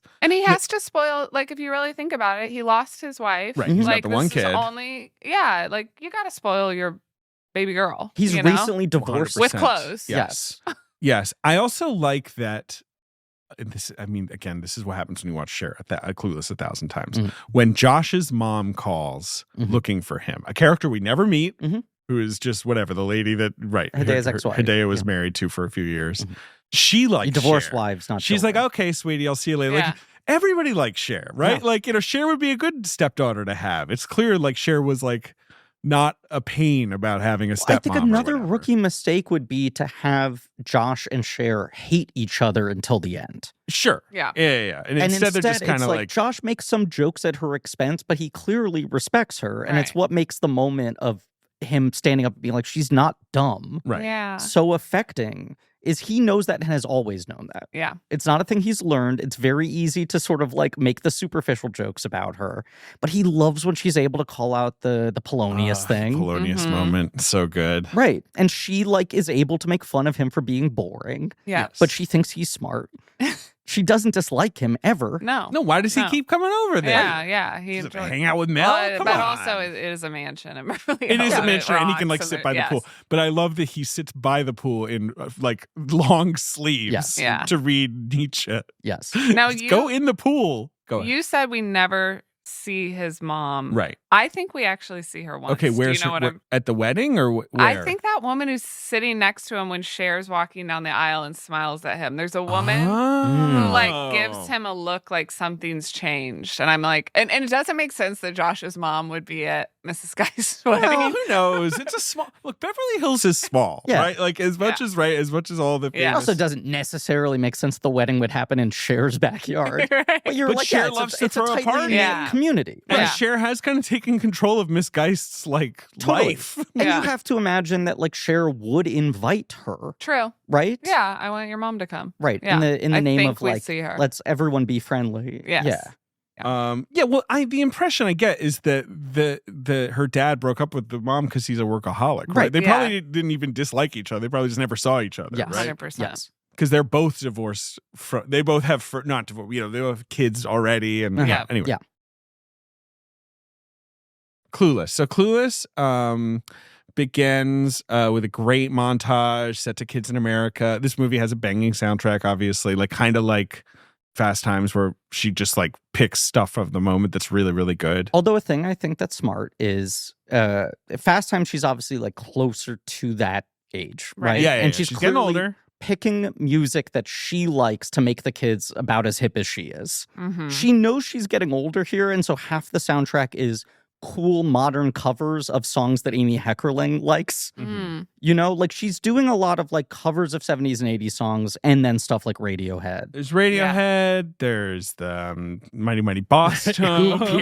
Yeah. The movie. Cameo. I always loved about the Mighty there's- Mighty Boss Tones that they had a dancing man. Yeah, you Yeah. gotta have a dancing Yes. man. I mean, it's definitely a thing in the ska scene. Yeah. Every time I watch it, I get confused and I think it's gonna be the Never Knock on Wood song, which I know isn't Boss Tones, but sounds so much like it. Do you know what song I'm talking about? Yes. That I think that is the Mighty I'm Mighty pretty sure Boss that Tones. is. It's Okay. called The Impression That I Get. Okay. Yes. But it's not the song in this movie. no. I guess it just more they're speaks singing to Where Do You Go? Boss Tones Yeah. having a real specific sound. Did you ever have Yeah. a ska phase, Ben? Unfortunately, You yes. did? Unfortunately. Yeah. How long? Did you like the Boss Tones? What are other ska bands? I would say the Madness. big one for me. I mean, there's all the British stuff, which is great, but there was Catch 22, which is a Jersey band, and I went to see them a couple of times. Did you have a real big fish, Ben? I did. You would Less reel Than it? Jake, the Toasters. I mean, there was so much of like the mid 90s into the aughts of just, I think they called it third wave ska. Ska is one of those things that someone had to explain to me what it was. Suicide Machines. Yeah, Can I ask a ska if these are considered ska? Because now, No Doubt is kind of ska. Or they began as They They began- ska? they started began- as okay. ska. Yeah. So I went to a No Doubt concert, and there were 3 bands on the bill, and I was just lucky to see No Doubt. But then it was The Urge and 311. Would you say those two are? So 311 are kind of like a jam band, right? Or are they not? I don't Aren't know. they like Fish But adjacent? they're not. They don't ska, have right? enough brass, I think, in their Okay, songs yeah. Great to that be. brass. Yeah. You gotta have. Yeah. that According to brass. Wikipedia, The Urge combines several genres: hardcore punk, ska, reggae, funk. That sounds like they're in that world. Yeah. Okay. Yeah. 311, I think, is maybe like reggae more. Yeah. I don't Okay. know. I see how it all came together, but I've always wondered, was I at a pure ska show? I don't think I was. I did clock that in the first 90 seconds of this movie. I paused it at 90 seconds to check the runtime. There are 3 different needle drops in the first 90 Yes. seconds. Kids in America. I don't know what else. The Fashion by David Bowie plays for Oh, like yeah, yeah, 20 sure, seconds. Wow. And then I'm right, trying because to that's during her. Right, we see her life. She has a perfect life. It looks Yes. like a Noxzema commercial or whatever her joke is. But she's got her computer that sorts her clothes for her. Right. She's got her daddy who she's giving orange juice The to. The computer is so sick. The computer's closet was a big September of that year when all the girls come back from summer break and to watch Clueless. It had become the greatest aspiration.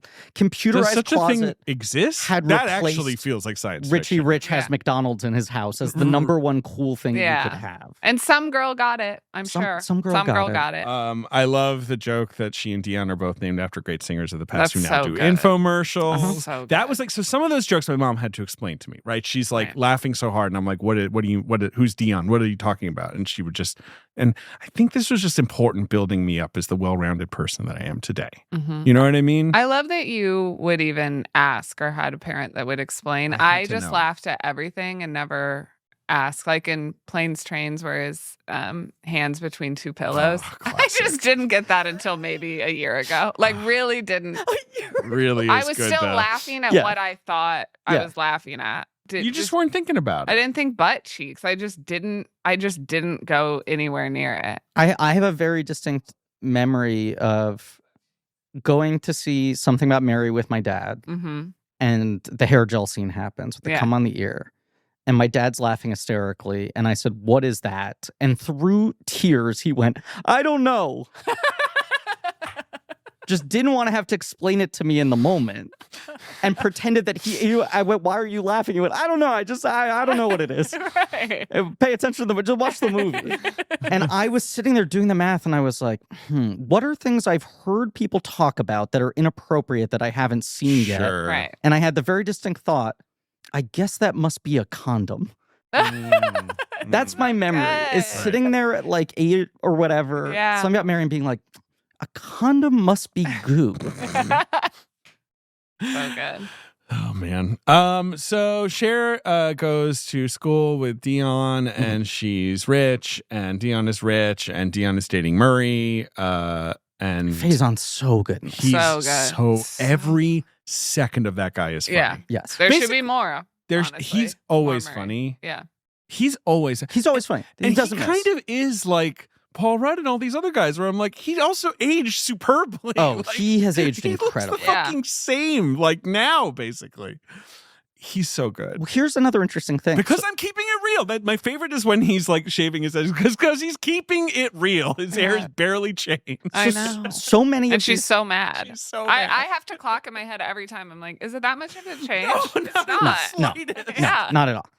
So many of these 90s studio comedy guys end up in the Robot Chicken sphere because of Seth Green, obviously. And he was similar, I think, like doing voices for or whatever. And then he got really interested in the art of stop motion. He does his own stop motion now. Faison? If you follow Faison on Instagram, he just posts like 20-second social media stop motion tests. He fully went and worked at Stupid Buddy Studios where they do Robot Chicken. Yes. I think he interned there. This guy just seems lovely. Yeah. He's always funny. It's like how Ken Griffey Jr. now is a sports photographer. He just photographed at the Masters. Long I didn't know at the this. Masters. He was Ken like an Griffey Jr. accredited photographer. You know, it's like, it's not like he's doing it for fun. Like he was in the photo pool. Which you is know? so cool. To your It is point, so the cool. fact that this guy was just like, this is really cool. Can I intern here? Yeah. Like, I want to learn this the right way. He's kind of done everything. Like, right? Yeah. He doesn't. There's nothing else he needs to do. He's also in the amazing movie Uptown Girl starring Brittany Murphy. He's in Josie and the Pussycats. Well, yeah. DeJoy means which we've friendship. covered, obviously. He's With so funny in Breckin that. Myers. He also hosts a podcast with Zach Braff. Interesting. And they are they watching old episodes of Scrubs on that one? No, weirdly, they're watching old episodes of Friends. That would be funny. Yeah. You know what? Yeah, exactly. We're like, we like Frasier. We're just going to recap Frasier. Fuck you. You don't get to learn anything about Scrubs. No behind the scenes tales for you. So yeah, it's hard to do the plot of Clueless. It's a pretty gentle movie. Cher, yeah, she's got Josh. We've already sort of laid out all the sort of the setup here. I love in high school movies where they establish the rules of the world and the cliques and go through and show everyone the stoner kids. I always love how these movies have that in the beginning, and just it's like, well, this is another an thing important thing I think as a kid to another see. thing I love about high school movies is like the ensemble ecosystem, where you sort of have these feelings of like, this is another thing we lose when studios stop making theatrical comedies, right? Yeah. Which is like comedies made with a proper budget and a proper scale, where you're able to build full sets or like get good locations and have like 25 primary actors on set every day. Yeah. Not like we have to shoot this person out in 4 days because they're only in 3 scenes. everyone's in the background of every sequence. Yeah. Like you're constantly feeling like there is a cohesive world to all these cliques bouncing off each other. Yeah. Even when the guy's not the focus of this shot, Yeah. you're seeing Faison in the background. Yes. He's there. I mean, anytime someone tells me like, oh, the whole movie takes place in a car, I'm like, bummer. Yeah, right. Let's go places. I mean, maybe it has worked in some way, but I'm Sure. like, yeah, let's go places and meet a bunch of people and like, yeah. Ty doesn't enter for the first 15, 20 minutes. No, the first yeah. 20 minutes is of just this her movie is her getting the bad report getting card. the bad grade in debate Right. From Wallace Shawn and embarking on the setup between Twin Kaplan and Wallace Shawn. And then which is having so the cute. moment of self-realization of, I feel good that I made other people happy. Right. Yeah. It's not just that I did it to get my grade up. I'm thrilled by the connection I forged. Mhm. Yeah. They are so cute. Old people can be so cute, as they say. I love that they established that they're students, but it's not a typical teacher-student relationship where it feels a little bit like they don't have to take school that seriously. They're not like bad kids necessarily. There's just this nuance there that I've really picked up. It's the way on they're this all viewing. sitting differently in their chairs. Like, This is the part of this movie that watching it last night finally hit for me of like, this is too close to home. Oh, And that like, Sans. I did not go to Beverly Hills High, Yeah. but I went to like the weirdo fucking New York liberal artsy Mhm. rich kid version Mhm. of that, where it was in that scene in particular where I was like, oh, right, this is the thing that I'm so grossed out by looking back at my own high school is like all the kids felt too empowered. Yeah. And when Ty has the line about like all of you speak like grown-ups, yeah. Right. like all my high school classes where everyone being like, okay, whatever you say, Mr. Blank, Mm. you know, like a little like we're all equals here. And yet the Yeah. We're teachers, debating you on they have to everything. kind of accept it. Like Yes. that's just what the Yeah. vibe Just is. Elton being like, I left my Cranberry CD. Can I get a pass? Like the gym practice where Cher just gives the speech about like, this is not like enough athletic, and she's like, okay, and then she just goes Well, it's back. the combination Yeah. of like all these kids have clearly been very empowered and supported by their parents. Yeah. And also because they're in like an actual hub of culture, they're like, we're not cool for high school. We're cool in the real world. Yeah. We are wearing actual top designer fashions. Yeah. We're going to the actual cool concerts. They don't you know? hear no a lot. Right. Right. No, they're not Yeah. hearing. You're right. Yeah. So then, yeah, like the first thing is Wallace Shawn and Twin Kaplan. Wallace Shawn, king of the 90s, comedy, right? I mean, Come in. But you see this arc of her, like, I can finesse all my grades up, and everyone else, she has a better angle, but this guy, she can't fucking talk around. Yeah. She has to change something in his life to change his point of view, Mhm. yes. which is another great Hedaya thing that it's when he says, like, I couldn't be prouder than if you actually got good grades. Yes, if they're based on Yeah. real That he grades. has raised her to understand how to, like, argue, Yeah. argue her way into things. Yeah. Cool. Yes. But right, Cher's first real moment of altruism is adopting Ty, Mhm. Which Dion is against because Dion's like, this will hurt our social stock, and Cher is like willing to take the hit. But I she guess. comes out of the Geist thing being like, I want to do more of Right. this. Yeah. She's still doing it in a somewhat self-serving way of like, what makes her feel good is making other people cool. Yeah. It is the thing she feels the most confident in. I know how to like train someone. I can do a mini My Fair Lady Mm-hmm. on anybody, Yeah. which makes me feel powerful. And there's enough compassion that she's trying to do it their way. She's not dressing Miss Geist like herself. Mm-mm. Yeah. She's not dressing Ty like herself. But it still is a reflection of, look how hip I am. Totally. And Josh is sort of impressed with it too. When he watches them doing Buns of Steel together, he recognizes that Yeah. she is sort of, that she means well. Yeah. Right? Yeah. And God, he's so cute. Everyone's so cute. Everything's so colorful. I just have the Yeah. movie on right now. Paul Rudd is my number one go-to. That's what I wish I look like guy. Sure. Yeah. Any era of Paul Rudd? Basically, When's Rudd yeah. hottest? when's he hottest? I kind of like every look. Mm-hmm. I've invoked this before in the podcast, but I had a gay friend be like, "You're not like queer at all," and I was like, "No."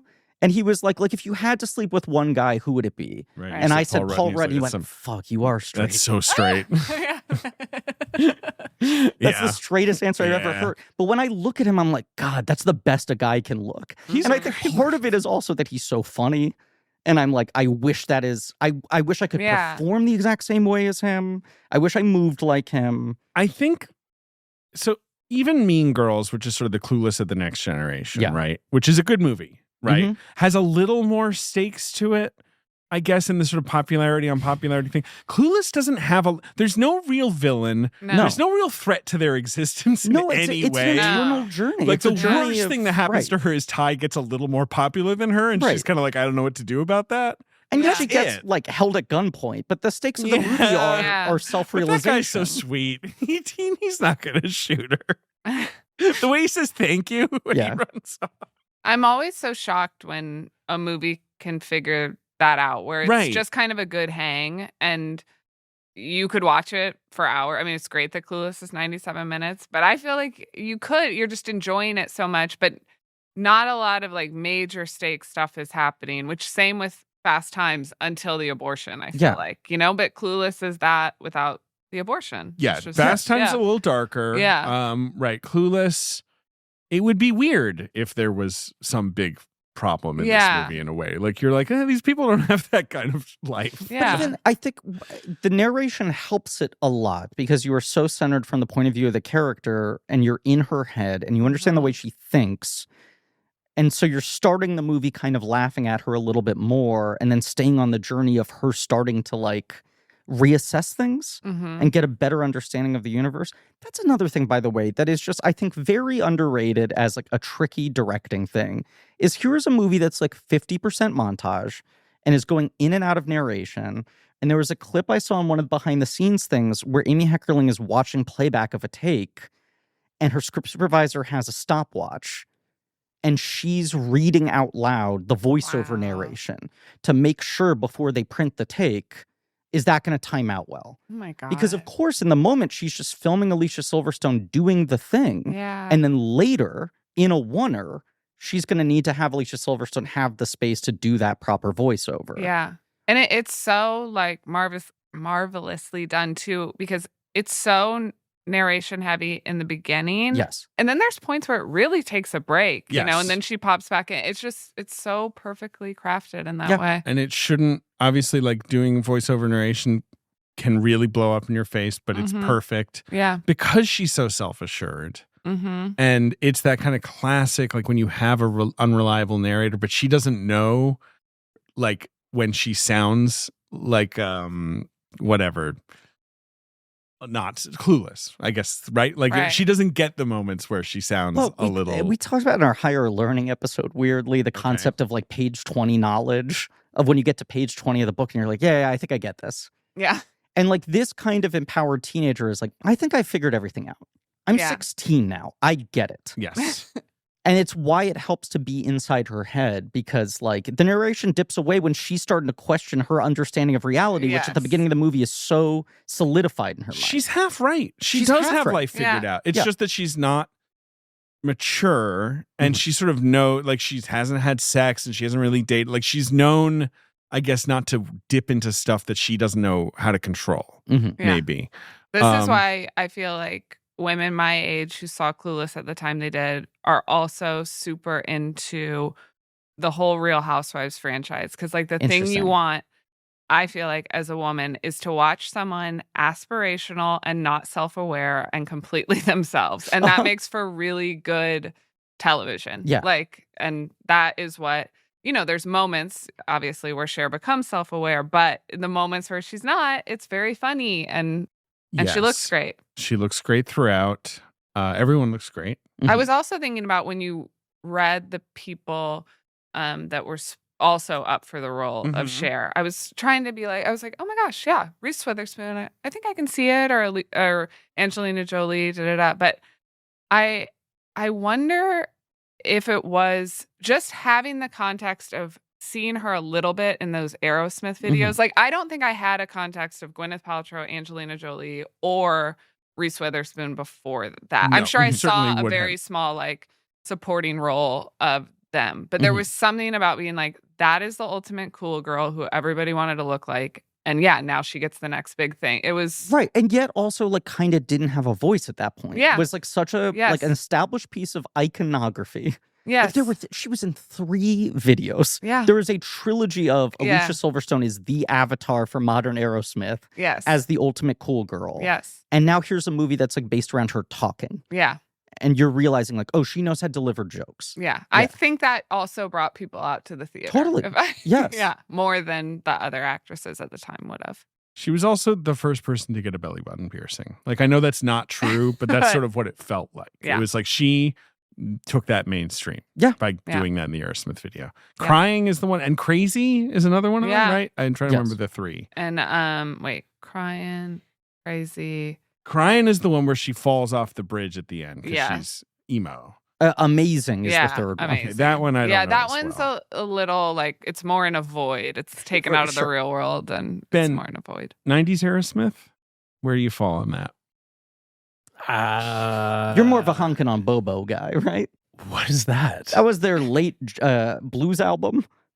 Harmonica-based blues album called Honkin' on Bobo. I think it was like 2012. I missed that one, Griff. Yeah. Their early stuff is incredible. It is. Toys in the Attic. Yes. Yeah. Quintessential like album of the 70s. Is this a 70s Yeah. album for sure? Get a Grip was my first CD. So that's 90s Aerosmith. That's Yeah. like prime 90s. That was your first CD Yes. ever. Right. Top of the tower. 1993. Yeah. Top of the tower. The tower begins. Yeah. That's the one with the cow udder. Yes. Right. Oh, Yeah, yeah, sure. yeah. With Yeah. the pierced, one of the pierced. Uh-huh. And that has Crying and Crazy and Living on the Edge. Does it have on the Amazing Edge. as well? Does it have all 3? Yes, it has Yeah. Amazing. It has Okay. all 3 Silverstones. I mean, listen, that it had hits. Yeah. I mean, like, it's there's weird. so many hits. And even not the hits, but it's weird to think of myself as a 9-year-old being like, living on the edge. Right. In my room, like, what the fuck is going on? But I think it was Alicia Silverstone that made Yeah, it even yes. more palatable for me. It's like if she signs off They on were this. so they- smart they in terms were of old. reinvention. Yeah. I mean, God No. bless, like, old people should still make But music, they- but like, why Yes. did teens go for them? They looked old, But like you know. in the 80s, they used Run DMC to make themselves relevant Yes. again. Yeah. In the Yes. 90s, they used Alicia Silverstone and then later Liv Tyler Yeah. to make themselves like relevant to young girls again. Yes. Yeah. Yes. Permanent Vacation, which is an 80s Aerosmith album, Mm-hmm. starts off with a song called Heart's Done Time. And I think it's so good, except for when you put it on, it's so overproduced and like loud. You know what I mean? Like that era of rock music where it was just like everyone was just pushing up on all the sliders. And you're like, you don't need to do that. But it was just, I guess, the peak of that era. That's Sure. all. Do you remember the song Janie's Got a Gun? Of course. So, Yes. and that's kind of got an epic video, and I was really into it. Another one where I would have been even younger at that point. I would have been 6 and a half singing like Janie's Got a Gun. But at the time, That's my from dad. Pump. Yes. Okay. My dad had a girlfriend who knew that I watched the video a lot, didn't think that was appropriate, but then also pulled me aside and was like, I don't want you saying gun. I don't want you singing that. That's a so bad word. if you want to sing that, replace gun with flower. Janie's Got a Flower. Janie's Got a Flower was Uh-huh. my jam. Your dad is a huge music fan, right? Yes. And you have like a massive record collection. Yes. Because I watched your AD and we just have to shout out. Oh yeah. Your home in Kansas City is incredible. Thank The you. design of it. Thank you. It's It's an like- iconic video. I love watching those. Like I love that series. And your house is one of the standouts for me. well, you're Gotta welcome shout out. anytime. Oh, I I- love to host. We almost talked about this before record, but I need to bring this up now. Yeah. Your dressing room at SNL Right. Yes. feels very Clueless styled. Yeah. If not right? deliberately. Right. And you describe have it as like your dream. It's like childhood a teen bedroom. space. It is. Yes. It's yeah. you know, my childhood bedroom was covered floor to ceiling in cutouts from Entertainment Weekly and Variety and Hollywood Reporter Oscar ads like that, and then posters. Yeah. My dressing room now is that, but with Christmas lights and chili pepper lights because my mom loved those, and then things that I wasn't able to buy at the time or Yes, memorabilia. And so it is just a TV VCR combo. TV Oh, wow, VCR I'm looking combo. at it now. No, The you've lot of done- VHS, but it's there's like a video that people pink- can watch, to be clear. Yeah. of, Oh yes. yeah, I did that on AD On AD too. as well. Yeah. Yeah. So does everyone get their own dressing room? I don't even know the rules of this. Yes. So typically when you start, do you get like to You- you have to move up the you ladder have a to get roommate your own? usually. Sure. Okay. I got my own dressing room maybe like 3 or 4 seasons in. And then we moved around and we had to spread out more during COVID. And then I got my own again, like my 5th or 6th season. And then you've seen the dressing room. You know how elaborate it is. It's elaborate. Then my like 7th season, they were like, hey, sorry, like with the cast number, you're going to have to share again. Because there's a lot of people in the cast right now. Yeah. Because you also laid down roots. Like I've been in a couple other SNL dressing rooms, and everyone else feels like they have it set up in a way where it's like, I could move out of here in an hour if you needed me to switch. Yes. if the cops are coming, I get back. Drop of a hat, I can rock and roll. Your place, you've put down. I have anxiety about when I will need to do the move. Yeah. But they were like, and you're going to have to move upstairs. And I was like, I really don't like this, but also just go to my dressing room. And if you still feel the same way after being in there, and they're like, okay, you don't have to move. It's this would be So they tried to move you off the 8th floor. Yeah. Yes. Okay. Yes. Who was your original roommate? My original roommate was Melissa Villaseñor, and then Ego was my 2nd-year roommate. Wow. And then since then, the I've been whole solo. SNL thing it's like college. Like when people are talking about it, it really does feel that way sometimes. Yeah. I through your extended generosity, I went to the Michael Keaton episode this season. Yeah. My idol. You love Mikey. My guy. My number one guy. And I knew going in that there was a sketch you had been pushing really hard to get on the air. And at the end of dress rehearsal, it was like on the board as the last sketch of the night, where it's like, is it going to make it on or not? Yeah. And I sat there watching the show and was feeling such secondhand stress the entire fucking time, where it wasn't like I couldn't enjoy the show, but suddenly I was so hyper fixated on the like high school aspect of it. Yes. And all I was doing was watching like Lauren standing on the floor and watching people do their sketch, and then the second it ended, look to him for approval. Like I was so hyper fixated. Like, how are the sets going to come together in time? And how's everyone feeling right before and after the sketch starts? It's insane. A couple times this season, we've had, because you see people watching on the floor. Like, you know, Ego had a big update a couple weeks ago, and people like zoomed out to show the crowd on the floor. And it's like Paul Rudd, Adam Scott, Lin-Manuel.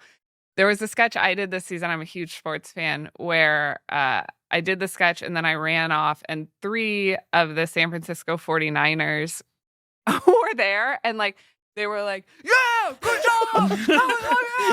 I didn't know that they were there. I was just like, George Kittle and Christian McCaffrey, what? They were just there hanging out, just like there to have fun. Yes, and pumping me up. And but also, I'm sure you have no time to process that, because you already now need to be like running somewhere else to do something. 100%. And you want to take a second to be like, and also a week ago, I was going out for a sketch and, you know, only had like a 90-second change or something, and I probably changed in 50 seconds and I had 40 seconds to go, and the cast of Southern Charm was in the hallway. Just watching that happen. Like, Austin, oh my God, Southern Charm, let me go. And my dresser was like, let's go. To me, I imagine what they do to Miss Geist, where like you're walking and there are people just like taking clothes off of you and putting clothes it's like they are. Right? Yeah. Right. Yes. And you're responsible to it. And I'm so comfortable now doing it. And like, I'll know what I have under, because sometimes you underdress things. So if I know that I have proper amounts of clothing, I'll be changing myself as I'm running. But then I remember there's an audience that thinks I'm about to like flash them. I'm like, oh, you still need to go behind a curtain. Oh, there has to, just the sense of propriety. They'll freak out. The tableside guac sketch on that episode, right? I'm like watching the time narrow. Yes. And I'm looking and I'm like, it's not even 10-1. It's like 5-1. Yes. Right? How many pages is this sketch supposed to be? And I'm looking on the floor and watching people furiously rewriting cue cards. 100%. Yes. And it's like, you've had like 12 different versions of this sketch over a week, and you're going out there and there've been cuts made 30 seconds before. I know. How is your brain not short circuiting? You just have to do it. But it is like a sketch like that used to be 10 pages, a typical sketch, like then becomes 4.5. Right. It makes no sense. But you're making these edits that you're like, I hope this still works. 100%. But if we pull this line out, the sketch doesn't collapse. Yes. It's insane. I mean, I could just talk about this all day. I'm trying to Clueless.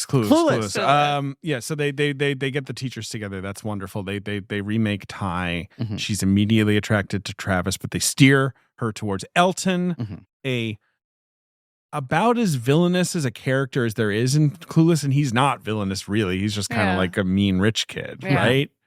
just into someone else, which is something we all experience. And he's got he's got the most kind of like, no, I need to date like a successful rich girl brain. Mm-hmm. And I mean, do you know who my dad is? Right. And obviously, if you watch Clueless a million times, you realize that Elton is hugging and kissing Cher every single time he's near her. Yeah. Yes. And she's just completely oblivious.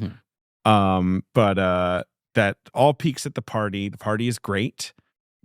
Amy Heckerling is so good at a party. Mm-hmm. You know what I mean? Fast Times has great partying. This is a great party. Don't you? Doesn't this feel like a real party? Oh yeah. Yes, it is. One of the special features I watched. This suck and blow thing seems to have been the single most difficult thing in the filming of the entire movie. Whoa. Where they could not get it to work. They were using a real credit card. They were like, it's not sticking. Because now it looks like a Social Security card. Yes. So they changed it to that because they were like, we need cardboard. It can't be plastic. Then it still wasn't working. So they cut tiny holes in it where they were like, maybe it will keep a suction. That didn't work. So then they ended up putting lip gloss and chapstick on everyone's mouths. Oh, that's so funny. But you watch it and it's like as if they were staging like an action set piece and they're like stressed out that the explosions aren't going off in real time. You watch like Bill Pope tearing his hair up being like, okay, how do we fix this? I definitely watched this movie when I was 10 years old and I was like, am I going to have to do that at a party? You have to do this like elaborate, such a stressful game. Kissing chicken game? Right. Like, what is I'm this? like, either we're making out or we're not. I'd rather not make out than feel the stress is of that watching real? this Did game. Clueless make this up? It's made up, Might have right? been one of the things that brought forth into our culture. What I love about the party too, and what Heckerling does span of time wise, is that it's Christmas around the party, and you just know, right? You got the snowman, and that happens in fast time, and it's just like another comfort moment. Wow, there's an entire Vulture article just about the party scene. Yeah, Murray's keeping it real, obviously. Tara Reid apparently was on set just hanging out. Cool. Wow. But I'm not from California. I don't know the Valley as well. I only know it from movies, but this is what I thought of when I thought of the Valley for so long. This kind of house, this kind of like anonymous vibe. Yes. Looks kind of mid-century ranch style. Well, also the great LA joke of everywhere in Los Angeles is 20 minutes away. Yeah. Okay. When he demands she leave the party. That is a thing that was burned in my memory. And then I got to LA and they were like, nothing. You can't get lunch in 20 minutes if it's down the road. Everything takes an hour. Like, and is it just that traffic's gotten worse or something? Here's what I would say. Or does he live in a sort of reality bubble where he's like, everything takes 20 minutes, like, and he doesn't know what time is anymore? My experience as someone who goes to LA and now just does ride shares everywhere, right? As a podcaster who can't drive, is that like if everything is working perfectly, it's all 20 minutes away. Yeah. If there is a minor hiccup on the road, everything becomes an hour. Yeah. Right. So you're like, if you get lucky, it's somehow 20 minutes to get anywhere. Because Kansas City, if anyone wants that ideal, Kansas City really is everything's 20 minutes away in a perfect way. Perfectly laid out. Yeah. And there's just never, knock on wood, that much traffic. Yeah. So I do believe it exists. And when I think about that, the layout of LA, and I lived there for a long time, it should be like that. Right. She gets robbed at gunpoint. Mm-hmm. I guess this is sort of her lowest point. Well, you're skipping over also. Okay, she's maneuvering to try to get Ty in the car with Elton. Yes, yeah. And then he is clearly maneuvering to get Cher in the car with him. Yeah. Our friend Jamie Loftus, the great Jamie Loftus, has said that in her mind, this is like the best scene of how you deal responsibly with a situation where you're being sexually pressured. Sure. She's like, this is like the thing I would show to high school girls on how to handle it. Yes. Because he's not like villainously like sex monster. He's being a jerk. He's being a jerk. He's being pushy. Yeah. He's being pushy, and then he's kind of like, Cher, get back in the car, which is like kind of like, it's, it's pressury. It's gross. Yeah. And she's just like really firm about like, I don't feel comfortable with this. Right. Yep. Right. And of course she does get robbed, but she does. And that sucks. And her dress gets ruined. Uh-huh. I guess. But then Josh has to come pick her picks up. her up. The fact that Josh is so quick to pick her up, even when he's making out with a hip intellectual college student, does start to belie the fact that he maybe has feelings for her. I do love the recurring motif of like you hear the brief snippets of the Radiohead song multiple times, and Cher's always kind of dismissive of like, oh, you're crunchy, like heady college student music, and it's only when she falls for him at the end that like the song plays in full, and she gets it now. Yes, this brings up an interesting part for me, which I just discussed with someone. Where do we think Josh goes to college? Great, It's a great question. Great question. I assumed UCLA, but I don't actually know. No, he's an undergrad, right? Mm-hmm. I know he wants to be a lawyer. He's not in law school. No. The idea is that he's just like, he's like 19. Yes, that's what I think. Me too. Okay. And I think that we see him in his dorm room in that scene with the girl, and otherwise he's at their house or his mom's or something like this. But Easter egg, which is just interesting, is that in a later scene, he's wearing a KU hat, which Paul Rudd went to KU. Yeah. And obviously it was just like, but I feel like, did he just get that by with wardrobe? Because I think so. Yeah, because it doesn't make sense. It doesn't. Okay, you had it all. Yeah, just college kids don't wear other college hats. No, absolutely not. I mean, maybe he's a huge Jayhawks fan. What were the Jayhawks doing in the 90s? Yeah. Well, that's true. Like maybe Josh was is. there, like it's kind of like a Duke was. thing, like not Duke, where it's just like a big college team. I'm really. But who I'm I watched it with was like, do we think he went to KU? And I was like, and he's flying to Beverly Hills. No, college, impossible. Why would he? And that's like, why would he go to like a big state school in the middle of the country? That isn't tracking for me. I think if you go that far away from home for school, you only go home at Christmas. And you're lucky if it's Thanksgiving, but you see your family one time a year. Right. I think he goes to USC or UCLA or whatever. Yeah, he has to because she calls him. Yeah. Right. Yeah. She has to know he's close by. Yes. Yes. And he's got a pretentious pseudo girlfriend, not even girl. I don't know. Fling something. Yeah. But we don't know much else about him. Just that he doesn't want to hang out with his mom, I guess. Yeah. Why? I guess she's just a bummer, right? I don't know. Or he doesn't know. He doesn't like the new husband. That's what it is. Oh, yeah. He mentions the new husband. Yeah. I'm sorry. I'm just trying to look up Kansas seasons in the 90s. Just really stressed out. Around that time we were great. Roy Williams was right. The coach. That's the thing. Yeah. I mean, I buy it all. I just so that's the internal logic. Yeah. Yes. I had for years when I was acting. Like Paul Pierce, Rafe LaFrance. This is a good team. Jack Scott Vaughn. Pollard. Yeah. I had my Derek Simon, my oldest childhood friend. We made a T-shirt of like his like preschool class photo, where he just had a really funny pose, where he just kind of like looked like a cool guy. Yeah. It was like his mom had dressed him like a little gentleman. Right. And he was just kind of feeling himself that day as like a 3-year-old, and he looked really confident. And so we made shirts of it and would wear it. And whenever I would do any sort of shoot and they were like, can you bring some T-shirts for home? I would always force that shirt on camera. Yep. Because I just thought it was so funny. And I was like, as long as nothing I'm in ever becomes so successful that the T-shirt is established, I can keep getting away with this. Yes. I can keep doing like fucking college humor shorts where I wear this shirt. Yeah. And I have to imagine there was a similar thing of Paul Rudd being like, if I can just wear the hat of like my alma mater for 5 seconds, it's a win. Yeah. It's for me. Yes. It hopefully doesn't break the reality of the movie too much. Yeah. I was thinking about that recently. I was like, why don't I just lie? Not that I'm on red carpets that much, but like when you're asked what you're wearing, I'm like, why don't I just say like Kansas City places, even if they're restaurants? Oh, sure. Like Winstead's. Yeah. Like just to get it out there. Just to boost it. Yeah. Everyone go to Winstead's. Yeah. I'm looking it up. Steak burgers? Yep. All right. Ooh, this looks fun. Yeah, it's really fun. Never been to Kansas City. Well, you're welcome. Everyone's welcome. Yeah. Yeah. Great city. Very fun. Okay, so Elton makes his move. She realizes she's been a little foolish about all of this. Like, of course, Elton was never interested in Ty. He's a bit of a self-entitled jackass. So now Ty's bummed out. Cher is bummed out. You have the diner scene that also reveals that Cher is a virgin. Right. Which is this first sort of moment of like, Cher is presenting herself as so much more worldly than she is. Yes. She is playing high status with Ty, who has done a lot more than she has. Yes. Ty is a more worldly girl yes. in some ways. Yeah. Exactly. Yeah. And that's when Christian enters the scene as a transfer, right? Like we actually get the info right at the start. The buzz on Christian is that he's doing 1 semester in Chicago, 1 semester here. She says that. And he's a bit of a Baldwin. Yes. Yeah. What do we think of Christian? Kind of the one cast member that did not have much of a career, Justin Walker. Yeah, and I think he's so funny in this movie, but he's like got barely any credits otherwise. I don't know what the deal is.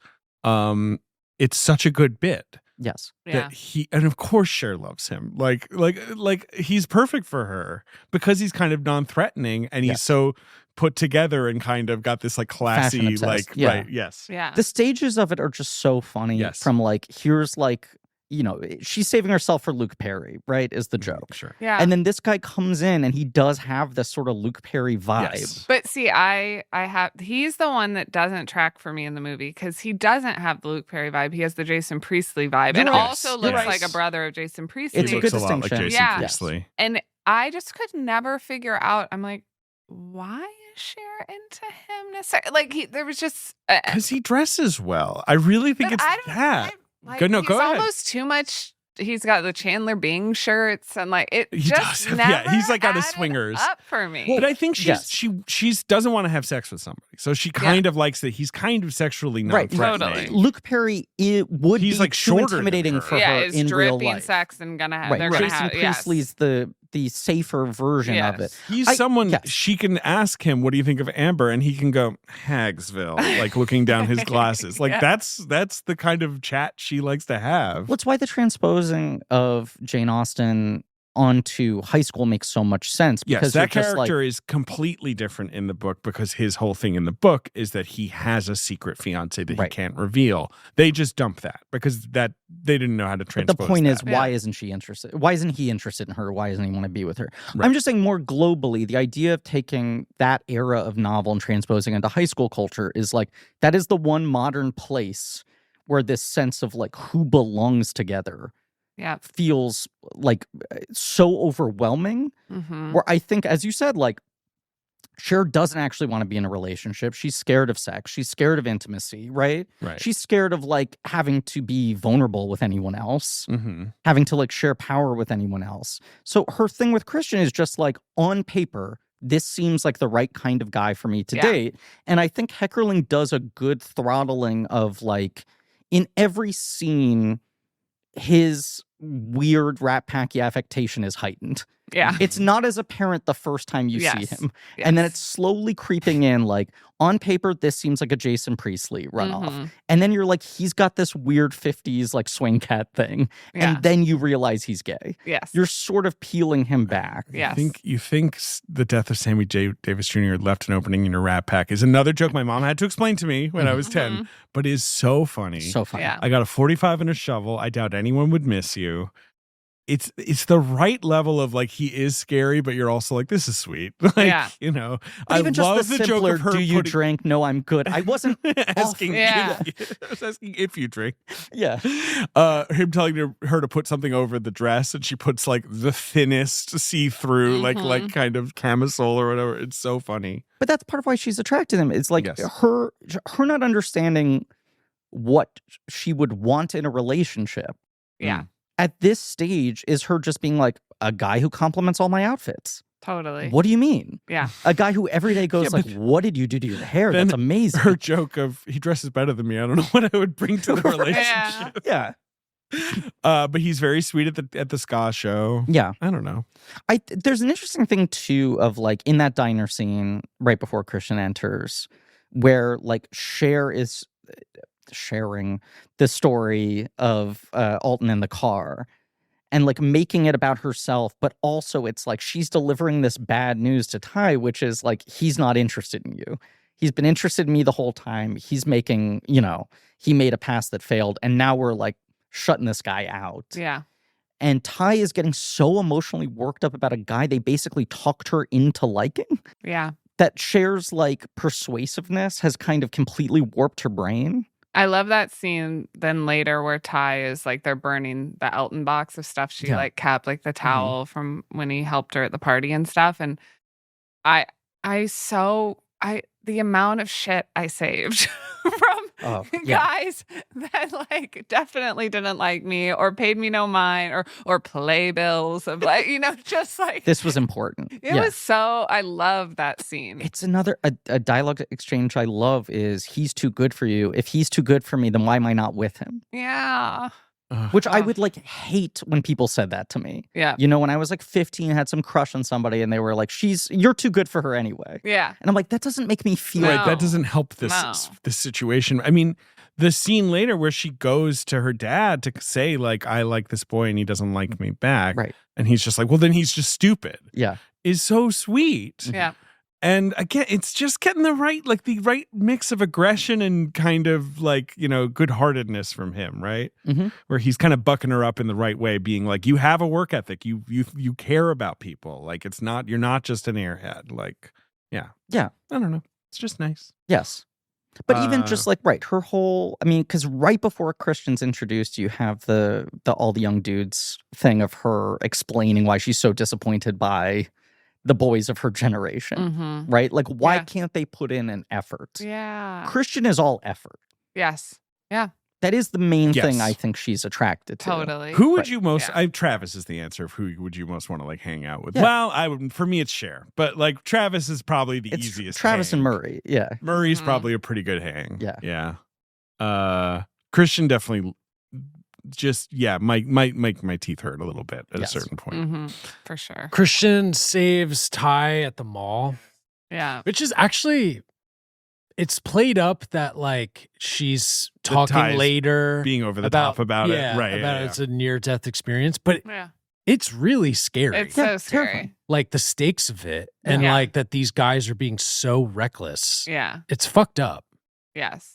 I'm not trying to apologize for them, but she also should have never sat on that. No, also terrible her idea. up there is so scary. Yes. That is. Just in general. Because that's slippery, that like the hand railing. It's like a metal. Yes, It's like, it's scary from the second she's just talking to them. I'm no worried. back support. Yeah. In the book, she faints because she has like an encounter with local like travelers. Like it's completely different. I shouldn't even bring it up. That's But fine. Look, it's the early 19th century, Yes. guys. They also knew like such the way to, because that, if she's talking about a near-death experience and we're all agreeing that it is scary, but also they still kept it in kind of a light, bubbly, clueless world, you know, because you're kind of like, what was that? You know, we're adults now, so we're talking about it and saying it's scary, but I have to imagine in the movie theater, I wasn't like, you know, like I knew she was going to be okay. Like, and the immediate joke is how quickly, like through the game of telephone, the story gets heightened. Yes. It's crazy proportions. Yes, but it does elevate Ty in a way that's sort of out of Cher's control. Yeah. And this does unbalance her. And rather than turning her into a villain, I feel like causes her to look inward. And what she finds inside of her is that she likes to help people. And she's like, I guess I'll help with the Pismo Beach disaster, right? I'll like help, you know, like. Was that made up? It's made up. Okay. Now, Pismo Beach is real. Yes, I've been there. My wife had the same question. She was like, what's the Pismo Beach disaster? And I'm like, I don't know. Let me go. But it is just made up. But imagine all of your belongings, you know, the way Twin Kaplan sells it. Yes. You know, your memory's gone in a second. The separate boxes for appetizers and entrees. Yeah. Like it's Daddy, you didn't like that red caviar, right? But that's an example of what I'm talking about, where it's just like, that is not a setup punchline joke. Yeah. That is a joke based on that character being so well established. And she's earned it. Right. But And it's ridiculous, but with it makes such sense. good intentions. Yes. She just doesn't think about like, what do you mean? That's not important. Yeah. To separate it into courses. What is These her are people line? who don't have food. What is her line about the skis? I can get you the exact line probably, Yes. but Daddy, some people lost all their belongings. Don't you think that includes athletic equipment? Yes. Right.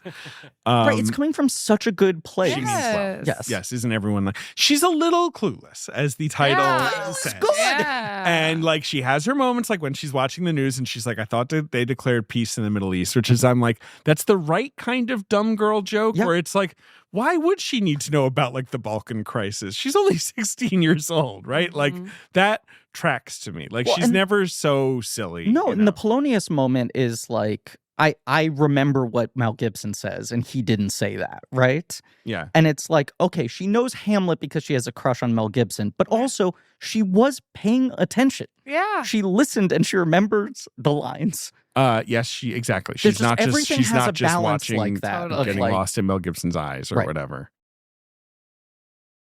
I like that she realizes that she likes Josh. The fountain lights up behind her. and doesn't go right after him. Instead, does the Pismo Beach, Yeah, like starts to me just sort of too. do shit that is nice. Yeah. Yeah. And it's not until Josh defends her with mean suspenders boy, so mean. Yeah. That they have their moment, and she gets Josh to sort of like, you know, whatever, admit that they She's like been each viewing other. herself as above Josh because Josh is like an unfun dork in her mind, Mhm. right? Like he's like the buzzkill who wants to be a grown up. Yeah. And she doesn't get it. And the moment she has that realization, she's just like, I don't even know what type of woman he wants to be with. Right. But I imagine it isn't me. And I like that she doesn't do this complete pretending to be a different person. But you Totally. notice the next couple scenes she starts dressing down. Oh yeah. She's She's way still low key. she's still Cher, Yeah. but it's like all more toned down. The cardigan, like Yeah. just a t-shirt and jeans. Yeah. Yeah, you're right. She's a little less loud or whatever. And everyone kind of starts, you know, like Travis, whatever, focuses up on his skateboarding. Yeah. Dion and he Murray, goes to weed rehab. yes, a Yeah. little on the nose, Yeah, I but know. whatever. Little, right? Reefer madness. They went to 12 steps for. I know that was the thing. I was like, the rewatch. I'm like, oh, you really? Oh, okay. He's in rehab. He's okay. He's I mean, in the program. because he smoked a lot of weed. Right. I don't know. He's Maybe pretty it was- functional, honestly. Maybe it was too much. I mean, yeah. Like the 2025 version of that joke would be like he's giving up 9 of his bongs and only keeping 1 because he Yes. doesn't want to be stoned all the time. Yes. And this Yeah. movie has to frame it as like he has signed up for like Weed Anonymous Yeah. and has like fully weaned himself off the devil's lettuce. Yeah. He's only sober in one. Like he would be Right. like doing mushroom chocolate, but not Right, like right. Yeah. Right, Versus right, right, right. this movie has a little bit still of the 90s, like, is weed the innate sign of an unserious person? Yeah. Dion and Murray, like get closer, have sex, seem to mature a little bit because of the freeway sequence, freeway which is sequence a is so perfect. fucking That funny. this is a perfect representation of why I don't drive. Like I watch this sequence in the movie and I'm like, this is what I imagine it would feel like all the time. Right. The Well, first time you drive on a highway is scary. I would It's feel like scary. Cher Yes. and I'd be crashing into people's fucking rear view mirrors and I end up on the freeway and suddenly everything's moving really fast and I can't get off it. was that a major stunt? Because the semi is terrifying. It It is. actually looks Yeah. very close to them. They do a great job, like exactly making it feel very high pressure. What's the funny part of them having Bill Pope shoot this is you're like, this is the scene that's his bailiwick, basically. I think there's also just a good joke to how like tiny their world is. Mhm. That they really wouldn't be getting on the freeway much by Yeah, themselves. They don't totally. need to, right? Yeah. Like, and God, I guess I was maybe it's this movie's fault. I was scared to like merge on, like when I'm learning how to drive. It's terrifying. I was like, how does anyone do this? You have to go really fast, really quickly, That's and then like so- just kind of get in there. It's Yeah. scary to drive on those freeways in LA too. It The is. first time, it's Yeah. so intense. The first time I drove in LA, I had to like make a left off of like Sepulveda or some big ass road. And I'm like, okay, where's my turning lane? And then it's like, no, you just kind of have to turn left across like 8 lanes of traffic. Yeah. That's just kind of what we do here. Nightmare. And I asked like an LA person, I was like, did I fuck up? And they were like, no, that's just driving in LA. Yeah. It is scary. I drove there for 10 years and I won't now. I'm too scared. You're like, I'm getting an Uber. I don't want to Yeah, deal I'll with it. drive in Kansas City and I would even drive here. I'm very scared of it. I did it like 4 years ago, and when I got on the highway, I felt the way they felt in Clueless. I was like, this is coming at me so fast. They're very large and they do go fast. I love it. I was so nervous about it, and then I was just like, oh no, it's fine. Like merging is not scary to me. I hope I get back to that. It's place. more scary driving on the other side of the road. Did you Really? do that? I've never- Well, I just went to St. Croix recently. Oh, that's right. So they They're- have they're still got- American style cars. You might but notice then that you- Ben's still on island time. Yeah, I know. The beads are starting to come out. But you have to drive on the other side of the road. So it's really weird Ah. because the driver is then on the shoulder side. Yes, that's fucked up. Yeah. And I imagine just turning is just So then, your like all of a brain's sudden, all like making fucked a up. right turn is like I couldn't rewire my brain in the Yeah. moment. It was just so weird. Yeah, I don't It was. like that. It was. I don't like I had a few moments where I just was really like pretty terrified driving Mm-hmm. around. Don't drive around. Yeah, join my side. Never drive around. No, I mean I actually love driving, which is weird of me considering what an anxious person I am about Yeah. travel. But that ends Um, with Murray consoling Yes, Dion, which then is like after that day, her virginity stopped being technical. Right. Yeah. Mhm. yeah, and that's Or her like lace I guess, hat that she wears in the highway scene, Dion. Oh, yeah. It's so good. good. I know. Yeah. It's like a doily beret. Yes, Like, that's yeah. Totally. Yes. But that's like a realization moment for her too. I mean, I think it's later where Cher says the thing about like recognizing the good in everyone she knows or the things, she likes about them, and says like how sweet they are when no one else is watching. Mm-hmm. That there's this awareness that their Yeah. relationship seems to be based in fighting, but it's kind of a like comedic, exhilarating fighting Yeah. that they don't actually mean Yeah. as much as that's sort of their weird love language. Yes, And then totally. she's like, if no one's watching, they're just really gentle with each other. Yeah. Yeah, which They're I not love. Performative. Yeah. And Yes. she witnesses that for the first time Right. because like the fear of the life and death stakes of being on the freeway Yeah. has caused the defenses to go down, which I think in that moment makes her realize like this is an actual relationship. I don't have this with anybody. It's not a Yes. guy just saying you look fantastic. And obviously, the person she's most vulnerable and closest to is Josh, who she will lounge around in her PJs and like watch Ren and Stimpy with him and all that. And like that's she just needs to realize it, and she does realize it. And they make out, and they go to the wedding of the teachers together, and then the movie ends. When there's the And you're so happy. when You there's- want nothing else. I can't believe you just speed ran through it that much. Your favorite movie. What am I missing? The thing I was going to say is at the wedding when there's the bouquet throw, Yes. Mhm. Amy Heckerling is one of the bridesmaids, Oh, sure. Okay. and she framed herself out because Okay. they were like, she's really shy. She doesn't like being on camera. But we thought it was funny. She's in one of the dresses. She's basically cut out of the frame. Okay. But then in the bouquet throw, she thought they were all being too civil and was trying to encourage them to be rowdier and more Wow. competitive in it. And they couldn't do it. So she just started throwing elbows and pushing them. Oh yeah, I see her. And There if she you is. watch the scene, her head is down. She's clearly trying to not be seen on camera. But Whoa. all the chaos is being instigated by her in the middle of it. There is someone that it looks like Alicia Silverstone falls directly on. It looks like It someone. might be her. Yeah. Yeah. Did you Like, I was guys worried. ever watch the TV show, the sitcom Clueless? Yeah. Yes. That existed for, I want to say, what, like 4 or 5 years? Like it was like 3 years. Okay. And like 60% of the cast carried over. Yeah. Yes, although not the 2 stars. But we Right. did have Stacey Yeah. Dash, Donald Faison, and Eliza or Elisa, I'm not sure how you say her Donovan. name, Donovan. Yeah. But then also And Twink is in the first season. Twink and Yeah. Wallace Shawn was in the first season as well. And Wallace Shawn was in the first season, but Michael Lerner plays the dad. Kind of a different vibe. Yeah, but a similarly established serious actor. Yes. A different Coen Brothers all-star. And then the guy, David Lasher, who plays Josh, gets written out after Yeah. season 1. After season 1, it went to UPN and it became a different show. Right. Yeah. Like Josh a- was not much of a character and Ty was not much of a character. Right. Yeah. Yeah. It didn't ever. I watched it, but it didn't ever hit for me. It just. No, it's not very good. I was watching last night some of the Fast Time sitcom, which is Okay. all up on YouTube because Oh. I'd been like, who needs to fucking watch this? And then I found out she wrote and directed half of the episodes. Whoa. So I was a little curious about how that translation was. Yeah. And it's very strange because it's her trying to do Fast Times on network television in 1986. I imagine it doesn't work. And so it feels like this is like Freaks and Geeks 15 years ahead of its time, where it's like she couldn't make it as like edgy and complicated as she wanted to. It got canceled, was seen as a failure.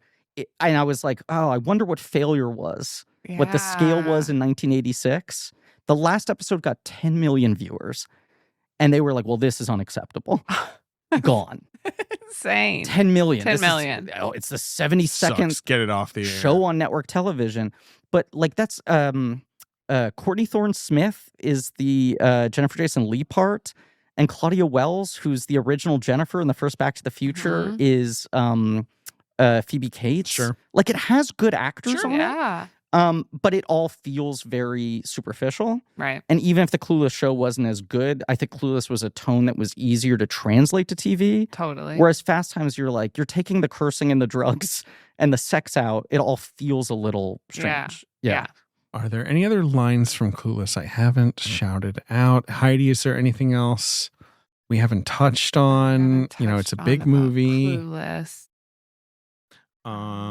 Isn't My House Totally Classic? The columns tape all the way back to 1972. That's a good. Her Jeep is awesome. Jeep is so good. It's so good. It's such a great car for someone who doesn't know how to drive to own Yeah. as well. And it's like it's not the I don't know, you'd think convertible. But it's like, no, the cool girl would have the white sheep. It looks like a Barbie Power Wheels. Yeah, That's what I like about it. Yes, It's it a does. child's idea of a cool car, Yes. right? Versus Yeah. convertible would actually be cool. Yeah. Yes, I was just having a snack at my girlfriend's. Where in Kuwait? The way that he yells at Ty, get out of my chair when she's sitting in his chair. Anything else, guys? No? Yes? No? Before we do the box office game? I'm scrolling through. I The movie totally to see if there's anything I'm paused. forgetting. An iconic line. Yeah. I mean, I guess Kai and Josh kind of have this tension a little bit. I think it's mostly in her head, though. Right. Like, I mean, Ty obviously has a crush on Josh, but I feel like Josh is never actually aware that Ty is Sure. interested He's just in being him. a good He's guy. just nice. Yeah. Right. Right. Totally. He's just a good fella. I do like that the sign that Travis has like gotten his act together and become a serious enough person that Ty can date him is that he's now professionally skateboarding. Yeah. Right? And it's like he's given up his bongs and now he's doing it within like a competitive structure. Yeah. It's also funny that they have like an espresso stand there and Cher has like a tiny little paper Yeah. Starbucks cup, which you're like, oh, in 1995, that must have been a joke Starbucks equivalent is cool. to them all having cell phones of Right. like, look at how mature and hip these kids are. Totally. They drink They're drinking. Starbucks. I like that, right? He says he can't drink coffee, Christian, because of his ulcer. And she's like, what about those cappuccinos? She's like, that was just foam. Yeah. Yeah, that line's really funny. Yeah. Obviously, Christian's So obsession mature. with Tony Curtis Yeah. is very Hilarious. I never got to have a pager. Ooh. Me funny. I had a neither. pager. Really? Yes, my mom got me a pager after 9/11. Or was it before? I think it was after 9/11 because before she wouldn't get me a cell phone. Yeah. So she got me a pager. Wow. And we used it like twice. Right. It would have you could call a number and read a message, and I would get sent like a text message that would like scroll on the pager. Yeah. And that was ostensibly the point, right? Was like for an emergency, she could like give me a message. I never used it. It was so stupid, but it would tell me the news and soccer scores. Wow. So they would just like come up on the pager. It's just one of those pieces of technology Yeah, that if you useless. see it in movies, it comes Yeah. up, and it's something I'm like kind of almost like I wish Bring it back. jealous. Like I wish I had that moment in time to have that piece of Well, it's like technology. the 30 Rock Beeper King thing. Technology is cyclical. It's coming back around. Yeah. Maybe you can make the beeper happen Oh, again. shit. Yeah.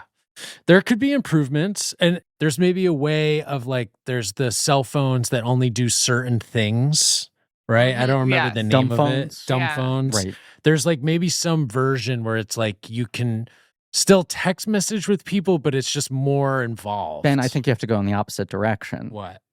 People who are going towards the smartphone or the dumb phone, why not sell them a smart beeper instead? Okay. Mhm. They don't want the super complicated smartphone in their life that's sucking up all their attention. Yeah. They want to downsize, but rather making a dumber phone, why not make a smarter beeper? It just tells you, like, this is how many emails you've gotten Right. in the last 3 hours and text that makes you realize, like, oh, I got to get back to my phone. Right. I got to get back to a. Or I don't. I got to Because get there's back to my phone. sometimes where Yeah. you're in a movie and you're like, I'm going to get out of this movie and I'm going to have 67 texts and 100 emails and you have 0 and you're like, oh. It's, wow, worst day of my life. Yeah. But or it feels like the best day. Well, yeah. And you're like, and I'm not as popular as I thought. There are few feelings I love more than waking up and going, oh my God, no new texts. Yeah. I got nothing to catch up with. Texts do stress me out. Day starts Yeah. fresh. Yeah. Yep. I'm in too many group chats. Okay, let's start a couple more. Yeah, let's do it. Okay. Clueless came out July 21st, 1995. Mhm. Made $56 million Open domestic. at 10. So opened it to had 10. it had legs. Like tripled its budget. It was Great a big stems. solid hit, but it also had major longevity. It was a VHS classic. People were like a buying cable too. classic. Yeah. Obviously. And I mean, the sitcom is on the air a year later. There was the spin-off Mm-hmm. sitcom, which Heckerling worked on the first 6 episodes and then was like, okay, I don't need to do this. But this is the last successful movie that she makes. Yeah. And like Loser is a big theatrical movie that kind of made some money, I guess. Mhm. And then that's it's kinda- definitely seen as a disappointment. But it's a disappointment. And then yeah. her last 2 movies, she has very openly talked about having to claw to get a very meager budget, not being Yeah. able to make films on the scale that she wants to. Both of those films we will talk about shortly, but I think the public sort of line on both of them is like, it's a little depressing to see her not be given the tools that she used to have. There is the Clueless musical, which It is about to open in the West End. yes, It was playing has off-Broadway. music from Katie Tunstall. When Heckerling is making this movie, she's like, "This should be a musical. People should start singing." Like, I think it ran very briefly off Broadway at the beginning of 2020. I want to say with Dove Cameron playing Cher. And there was a really good New York Times interview or piece profile on Amy Heckerling talking about like the lasting influence of Cher in her life and this whole arc of starting a script thinking she was mocking this character and then coming to really respect someone who could be that positive. Right. And be that happy and everything. And so, yeah, she was hoping it was going to transfer to Broadway. The pandemic happened. The thing sat on ice for a couple of years. And now it's finally about to open on the West End. And she's I'm sure very there's involved in it. a number with shopping bags. I'm sure there are several. Yeah. And for me, and this is for me, I call a fatal flaw. I do not care for musicals, and I'm so glad it was never a musical. Or it is one, but I'm like, it's already such a heightened world. If they would have broke out in songs in the mall, I would have been like, no. Are there any musicals you like? I like Pippin a lot. Okay. And I think I like Godspell. I like the music in it. And I like Phantom of the Opera just because it was a big deal when I was a kid. And I like that song. I think we could win you over. This is suggesting to me that there's musicals. Yeah, there's space. Like. There's room to play here. Yeah. If you like Godspell, you like Pippin. I don't know. Those are very musicals in a lot of ways. Mm-hmm. All right, Griff, box office game. This opens at number 2. Okay. At the box office. So what's number 1? It's a big hit of the summer. I saw it with my whole family. You might have been too young, but maybe you did too. It's a family hit. Or was it just a massive It's a true story film. Apollo 13? There you go. Wow. Okay. I was like, I don't need to say space movie. He'll get it. Yeah. Apollo 13, Apollo a great 13. film. Yeah. Basically always hits. Yeah, I definitely watched Apollo that on 13, TV Heidi? the first time. Yeah. Right. Yes, I do. Because, this is June 1995 or July 1995. July 95. I don't care about Tom Hanks yet. Mm. And then Thanksgiving Toy Story is going to come out. Mm. So by early 96, I'm like, well, Tom Hanks is obviously my favorite actor. So 94 was Forrest Gump, right? You didn't care about him. Right. So then by 96, I'm going through the Tom Hanks VHS collection because I got to fill in knowing what Woody's face looks like. Yeah. Third is a rom-com that's a bit of a flop that is better known for the sort of it kind of made money, but it's better known for what's going on around the movie. Was there a real life coupling? A real life scandal. A real life scandal. Was there an affair? Was it wait, I can't. You can just 9 name months? the actor. It's 9 months. It's 9 months. Hugh Grant Good pull. in 9 months. Yeah. Okay. A movie where I feel like no one even remembers what the plot is, but everyone remembers that he got a blowjob on this trip. Yeah. And that was what the movie was about. Yeah. Have you seen 9 months? I've still never seen it. Chris Columbus's 9 months, written and directed by Chris Columbus. Yes. And Chris Columbus's we've said this many times on the show, Heidi, but Chris Columbus's contention is that it got like the highest test screening scores in the history of Fox. And everyone was like lighting cigars and saying like, this is going to be bigger than Mrs. Doubtfire, which he was just coming off of, right? And he was like, if Hugh hadn't gotten that blowjob, it would have been my highest grossing film. And I'm like, I think there is no universe. You look at the cultural tale of that movie, which is non-existent. People don't remember which movie he was promoting when he got the blowjob. Right. Which movie he went on Leno to talk about the blowjob. Yeah. Right. That's never going to be the premise is just he gets someone pregnant, Julianne Moore. I remember my Like, parents coming home from date night, seeing 9 months and being like, Robin Williams is funny. And I was like, oh, it's a Robin Williams movie? And they're like, he's in like 10 minutes. Okay. He's uncredited. Number 4. It was a 2.5. I'm sure Robert Butler gave it a 2.5. A classic 2.5. Yeah. Number 4 at the box office, and I'm going to find out what Robert Butler gave it. Is a Ben favorite, an action film, a sequel. We've covered it on this show. Is it Under Siege 2 Dark Territory? Under Siege 2 Dark Territory. Great movie. Which a listener very kindly sent us on Laserdisc. We now have on Laserdisc. Great. Here. Yeah. Cool. So you can see that beautiful square. Have you ever seen the movie? You don't seem that excited. No, I do. What's the matter? Like, cool. That's cool. Yes, I have seen that. Looks like Robert Butler skipped reviewing 9 months. At least his review has not been uploaded to the internet. What about There's Under Siege 2? Oh, yeah. It's basically just a big CD. I bet Under Siege 2 got a 1.5. That's a 1. Yeah. It sounds like he was a really, like for the time, like he liked classy projects. Yeah, he was Siskel and Ebert for sure. Right. Number 5 at the box office, we were just talking about it on one of our many text threads, Griffin. We were just talking about on one of our many a sexy horror film. Is it Species? Species. Yeah. Wow. What if Alien but with boobs? We have a really Definitely saw that. cool group text called News and Deals that ostensibly is to talk about announcements and sales on physical media, Okay.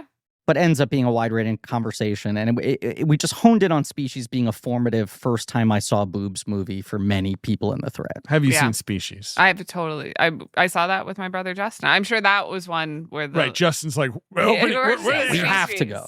But that movie is but violent. It's really good. It Yeah. is good. Yeah, I like that It's a movie. very fun We movie. were saying in the Natasha thread. Henstridge. Yes. Astonishing it hasn't been rebooted. Heidi, Yeah. incredible work saying Natasha Henstridge's amazing last name. Where you're always like, oh, it's Natasha Hentridge or Henstridge. It's just this It's a good word. I Yeah. love looking at it. Henstridge. Henstridge. Yeah. Yes, love her. Yeah. Sim said, I Love, can't believe Sydney Sweeney has not already bought the rights to Species. Yeah. Some like young star needs to be like, I'm rebooting Species. Like Yeah. it's coming back. Species legacy. Yeah, whatever. Who Henstridge cares? makes one appearance at the end. Yeah. No, so that's the top 5. We've also got opening at number 6, Free Willy 2, The Adventure Home, sort of unnecessary sequel. He already was freed. Yeah, he hasn't gotten home yet. I guess. I remember even as a kid being like, I think we've told the Free Willies, like when I was seeing it in theater. So I was like, What I was digging into the other day, unsurprisingly, Free Willy, the animated series, where they were like, we got to raise the stakes on this. So in Free Willy, the animated series, there is like a league of Captain Planet-esque villains. Wow. There's like cyborg men who are like, I hate the ocean. Free Willy must be captured. And this boy is still just like, Willy, jump. Yeah. But you got these guys with like drill submarines and lasers trying to attack Willy. And you're like, the movie's just about a kid trying to get a it's big low, fish into he wants to get I the hate water. the free ocean. yeah. I hate Willy. Number good. 7 is Pocahontas, Uh-huh. which I've rewatched with my daughter. It still just does not hit for me. Look, I understand it is a deeply problematic movie. It's not just as problematic. It's very like slow I and think the songs are stately. really good. The songs are nice. I like Yeah, the songs Color of of the Pocahontas, Wind and it is looks so Just nice. around the river band. Yeah, no, Yeah. it's a good looking. Should I marry Coco? Yeah, but this is the thing. It doesn't have a lot of like juice. Doesn't have juice. What about Coco? Who's The guy sure. she's supposed to marry? Yeah, she. It's like no one's really that fun. I don't know. Yeah. Oh, so wait. The raccoon. is Flit and Miko fun. aren't getting a rise out of you? It's just, my daughter was Percy briefly the Pug? obsessed with Tarzan. Well, that one I don't get. It's so weird. Yeah. Anyway, those very serious late 90s Disney What's movies. your Disney Renaissance feeling overall, Heidi? Oh, era. definitely. Yeah, that era. Yeah. I mean, Robin Hood's my favorite, but definitely, yeah. Robin Hood and Great. Jungle Book are my 2. Sure. Robin That's a Hood different and era. Beauty and the Beast are my 2. But Okay. The Little Mermaid, Beauty and the Beast were just magical. Yes. And then I tapered off around the Tarzan Pocahontas. You're getting too old for it. Yeah. Yeah. So My daughter's obsessed with Little Mermaid right now. She Good. will not allow the scene where Ursula gets big to be shown to her, though. Interesting. Like she saw that once and was like truly like classic. But like, she tends Yeah. to like villains, right? And she loves Cruella. She's obsessed with Ursula. As until because as long as she maintains a normal size. her getting big is scary. It is scary. Mhm. I mean, is she gets scary. way too big, and then they run her through with a ship. But she's not scared by Vanessa. Which one's Vanessa? Vanessa's when Ursula becomes No, she Yeah. loves that because Kind of a she's like, brat. what's she doing? And I think she's learning like trickery is like, Yeah. being introduced to her. Good Like lesson. she's tricking her, Yeah. him, Yeah. Eric, whatever. Indian in the Cupboard, number 8. a banger. Pretty good movie. A movie that Had rules. that been a had it on movie VHS. we will cover on this podcast someday. Oh, will we? It's directed by I don't remember. Frank Oz. Oh, sure. Yeah. First Night, the serious King Arthur movie with Richard Gere and Sean Directed Connery. by David Yeah. Zucker. Directed by David, Sherry Zucker. one of the Zuckers. Yeah. And number 10, the great Batman Forever, Mm. R.I.P. to Val Kilmer. That Yeah. was 10? Well, it's been out for 2 months at this point. Right. It's made a healthy It was like the big 170. Memorial Day Yeah. movie. Yeah. Yeah. And no Mad Love. No matter Where indeed Dropped like a is Mad stone. Love? Yeah. Mad Love is not even on the chart. Wow. So it probably left theaters within weeks. Can I tell you a formative thing that summer that was a Batman please. Forever thing? okay, so I would always see movies with Justin. My mom was like, you guys go together. Heidi's your younger sister. I'm 9 years older than my sister, so I had a very similar dynamic where I was the Justin. Yes. Yeah. And you're the responsible one and Mhm. all this stuff. So I had seen Batman Forever the weekend that it opened with my best friend Ashley and her dad. Justin wanted to see it either that next week or that Sunday at Ward Parkway. And I was just like, I've already seen it. And he's like, well, I guess you could see something else. We could split off. Mhm. And so I went and saw Waterworld. He saw Batman Forever. Wow. We both agreed we weren't telling mom, Uh-huh. you know? And then I let it slip that I went and saw, or we both were just talking about two different movies, and she figured it out. She was like, wait a second, you were in Batman Forever while your sister was in Waterworld? What the hell? And she got so mad at me and she said, do you know that you could have been sitting in that movie and someone could have come over to you with a needle and injected you with something and then we would have never seen you again? What? Yes. Like it was obviously a news story of the time. Yes, I do. Sure, a panic. Yes. So Romley, my little sister, would watch SNL with us, with my brother and I, even when she was young, and liked SNL a lot. And I guess she was probably 11, maybe, when the MacGruber movie came out. Oh. And I remember I was like supposed to pick her from school and take her to see something. Right. And there was probably some kid movie or teen movie that was like what we assumed we were going to see. Yeah. And I sort of said to her, I was like, this is my moment to be the cool brother. I think she's old enough where I was like, Romley, if you wanted to, we could see MacGruber. Love it. But you can't tell our parents. Right. Yeah. I'll do this if you're cool about it.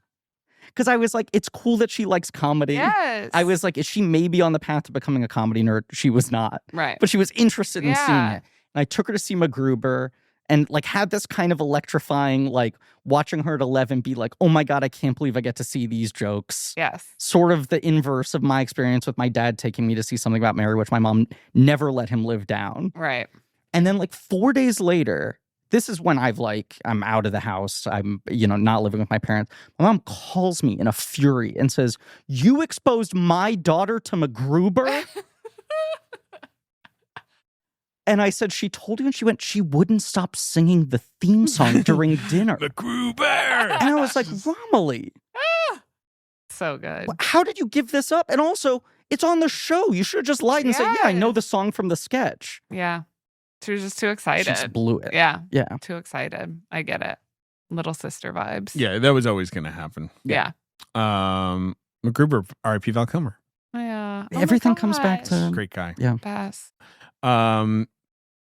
Heidi, thank you for coming on the show. Thank you so Thank much. you for having me. Really lovely What to have a you. dream. I'm glad.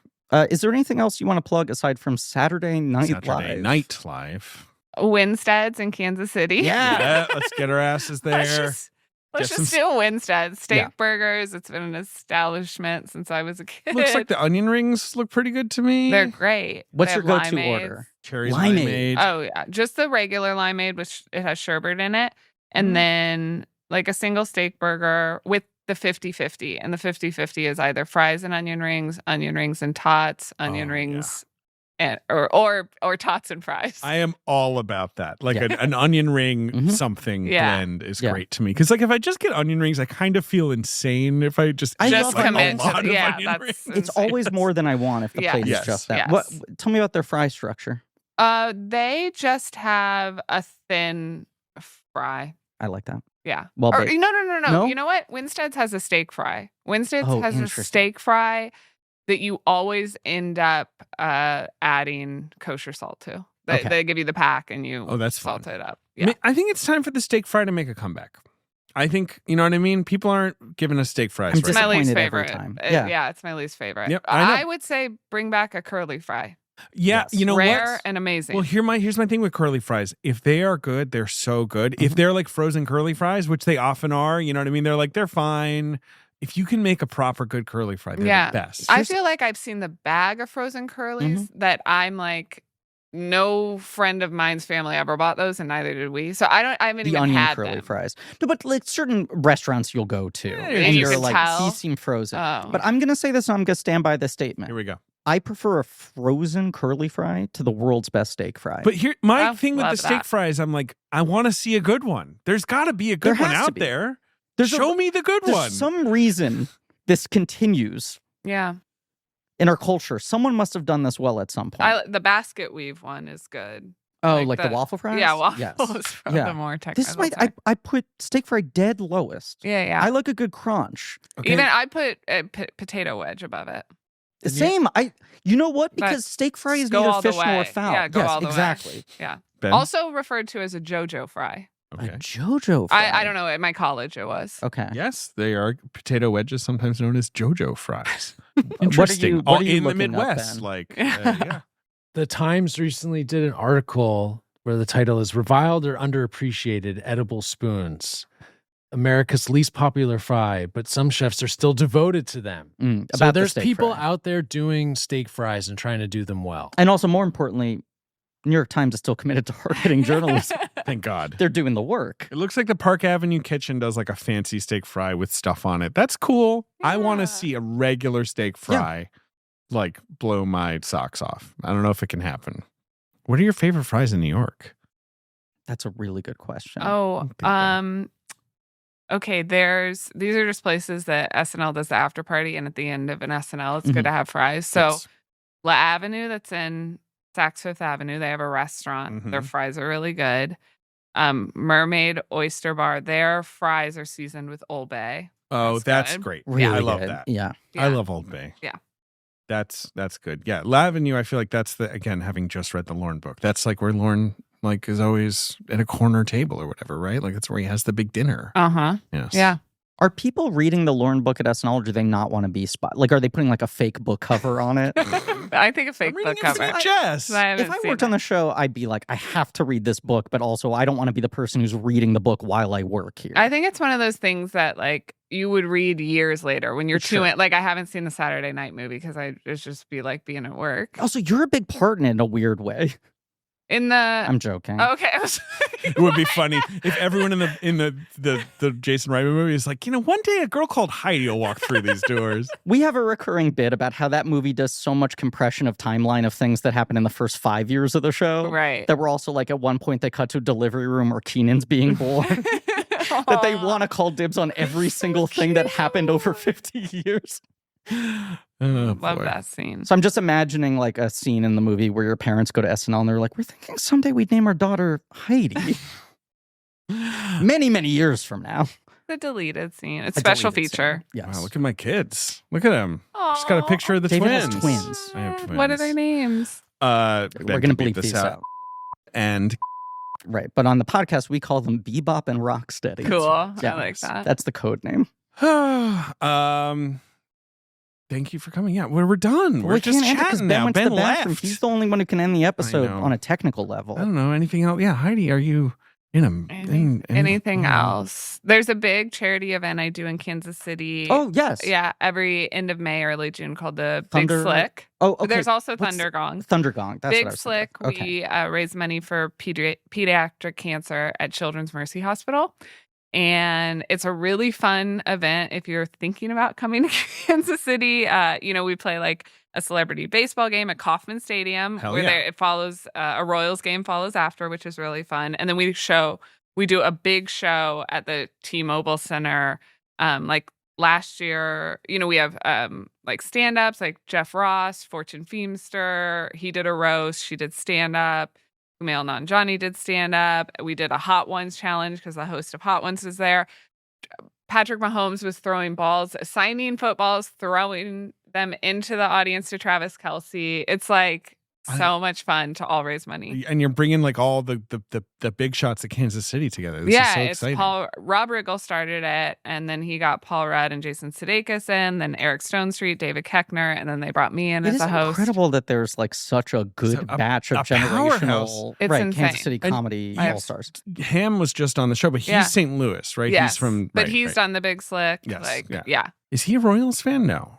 Is he a Chiefs fan? No. No, he's a Chiefs fan, but I bet he's a Because Cardinals fan. He's a Cardinals and Blues Yeah. fan, but he's a Chiefs fan because there's no Kansas City. No football St. team. Louis, I mean, yeah. sorry, no St. Louis Yeah. football team. Yeah. I want to go to Kauffman Stadium. It's beautiful. Yeah. Yeah. Live show?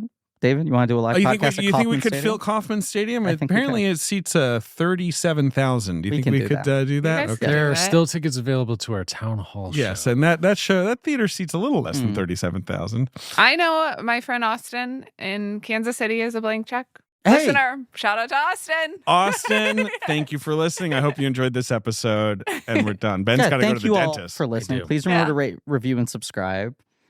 Tune in next week for Loser. Ooh. And as always, Ben has to go to the dentist because he broke his crown.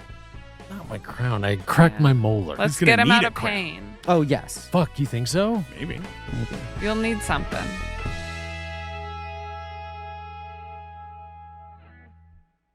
Blank Check with Griffin and David is hosted by Griffin Newman and David Sims. Our executive producer is me, Ben Hosley. Our creative producer is Marie Barty Salinas. And our associate producer is AJ McKeon. This show is mixed and edited by AJ McKeon and Alan Smithy. Research by JJ Birch. Our theme song is by Lane Montgomery and the Great American Novel, with additional music by Alex Mitchell.